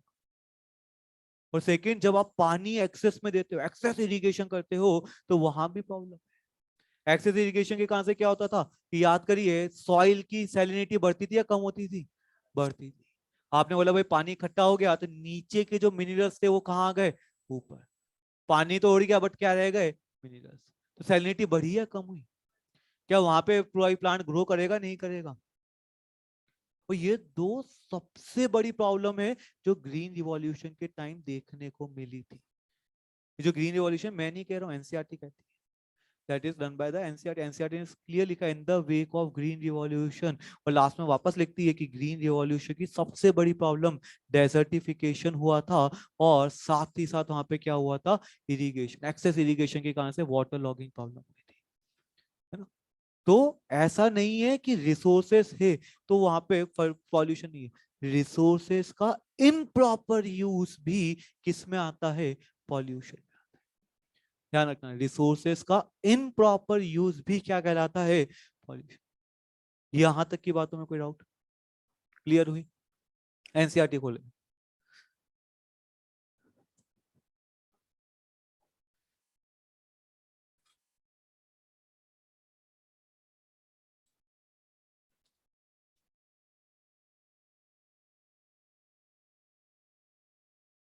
बेटा गवर्नमेंट ने तो प्लास्टिक कब से बैन कर रखा है, बट अब भी हर जगह पे प्लास्टिक आराम से मिलता है ना। आप जितनी प्लास्टिक की थैलियां यूज कर रहे हो ना, तो उसके अंदर प्लास्टिक आपको मिल रहा है, गवर्नमेंट की तरफ से तो बैन है। कभी कभी जागती है, वो चालान बनाने आती है, उस टाइम पे वो छुपा देते हैं, और बाकी फिर आपस से धड़ल्ले से यूज किया ही जाता है ना। तो कोई प्लास्टिक बैन वैन ऐसा, चलिए।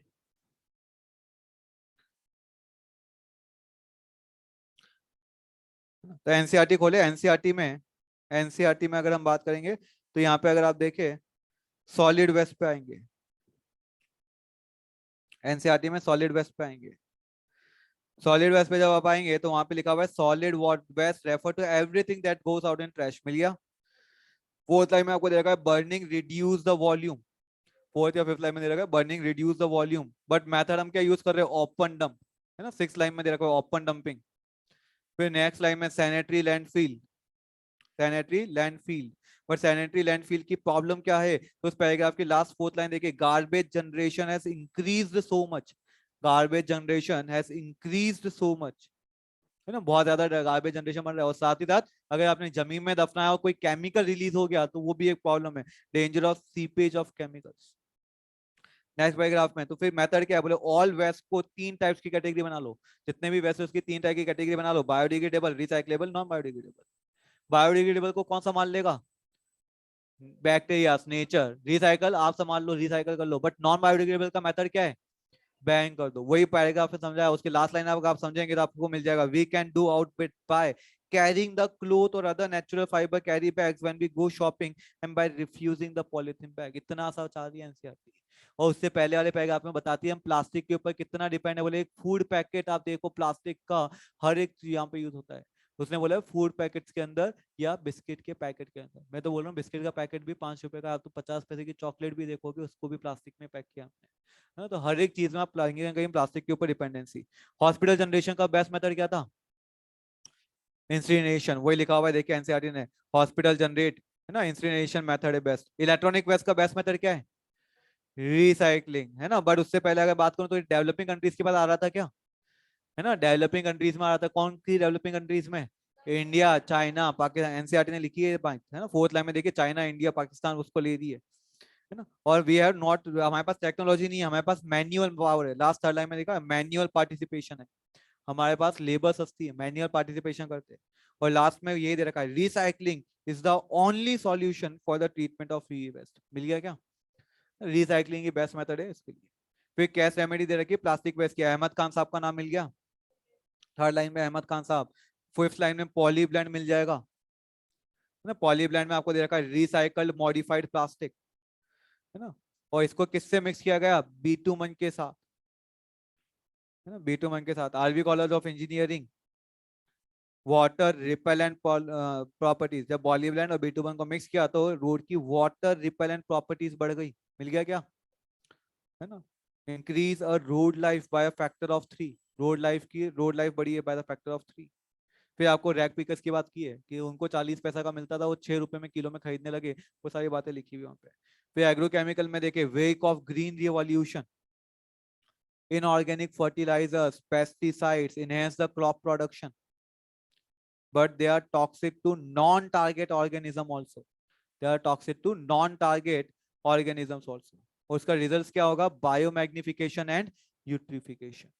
एक तो बायोमैग्निफिकेशन होगा और एक यूट्रिफिकेशन होगा, दोनों वर्ड मार्क कर लीजिएगा।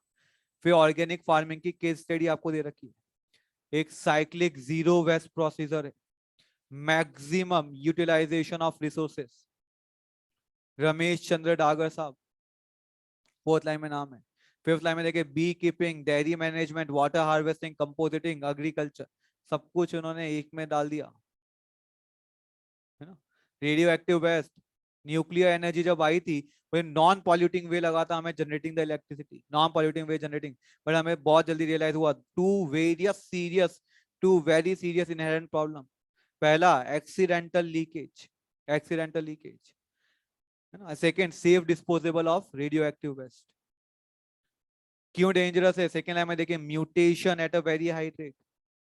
फोर्थ लाइन में देखिए कैंसर। मिल रहा है क्या? है ना। उसके बाद नेक्स्ट पैराग्राफ में आपको सॉल्यूशन बताया, वो पूरा मार्क कर लीजिएगा। Storage of nuclear waste after sufficient pre treatment should be done, then कंटाम वहां पे कंटेनर में डालेंगे और उसको 500 मीटर डीप रॉक में बरी कर दिया जाएगा। फिर आपको ग्रीन हाउस दे रखा है, ओजोन दे रखा है, वो पढ़ा दिया था आपको। उसके बाद देखिए डिग्रेडेशन दे रखा है, improper resource utilisation, improper resource utilisation and maintenance में।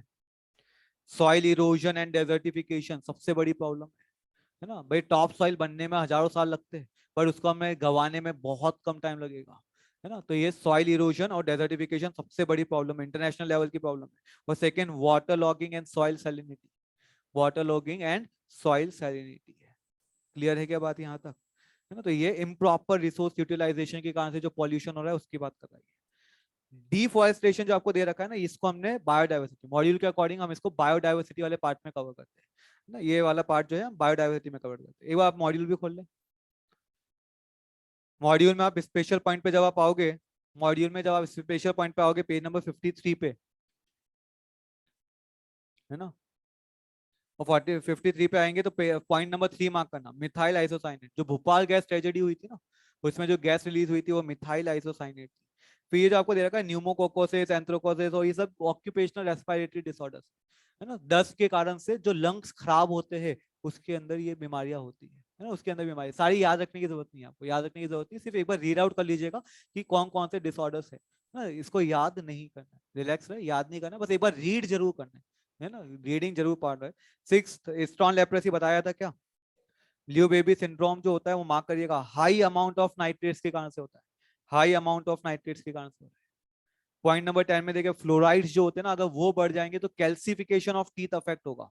अब नॉर्मल कैल्सिफिकेशन हो जाता है, देखा होगा किसी के दांत परमानेंटली खराब होते हैं, येलो पिट्स हो जाते हैं, खड्डे हो जाते हैं उन दांतों में, वो फ्लोराइड्स की कंटेंट के कारण होता है। फिर ये जो एनवायरमेंटल लॉ है सारे मार्क करवा चुका हूँ individually, national environment policy act, water pollution act and air, तीनों मैंने मार्क करा दिए थे आपको, first third and fourth NCERT में, यहाँ पे एक साथ दे रखे, मार्क कर लीजिएगा।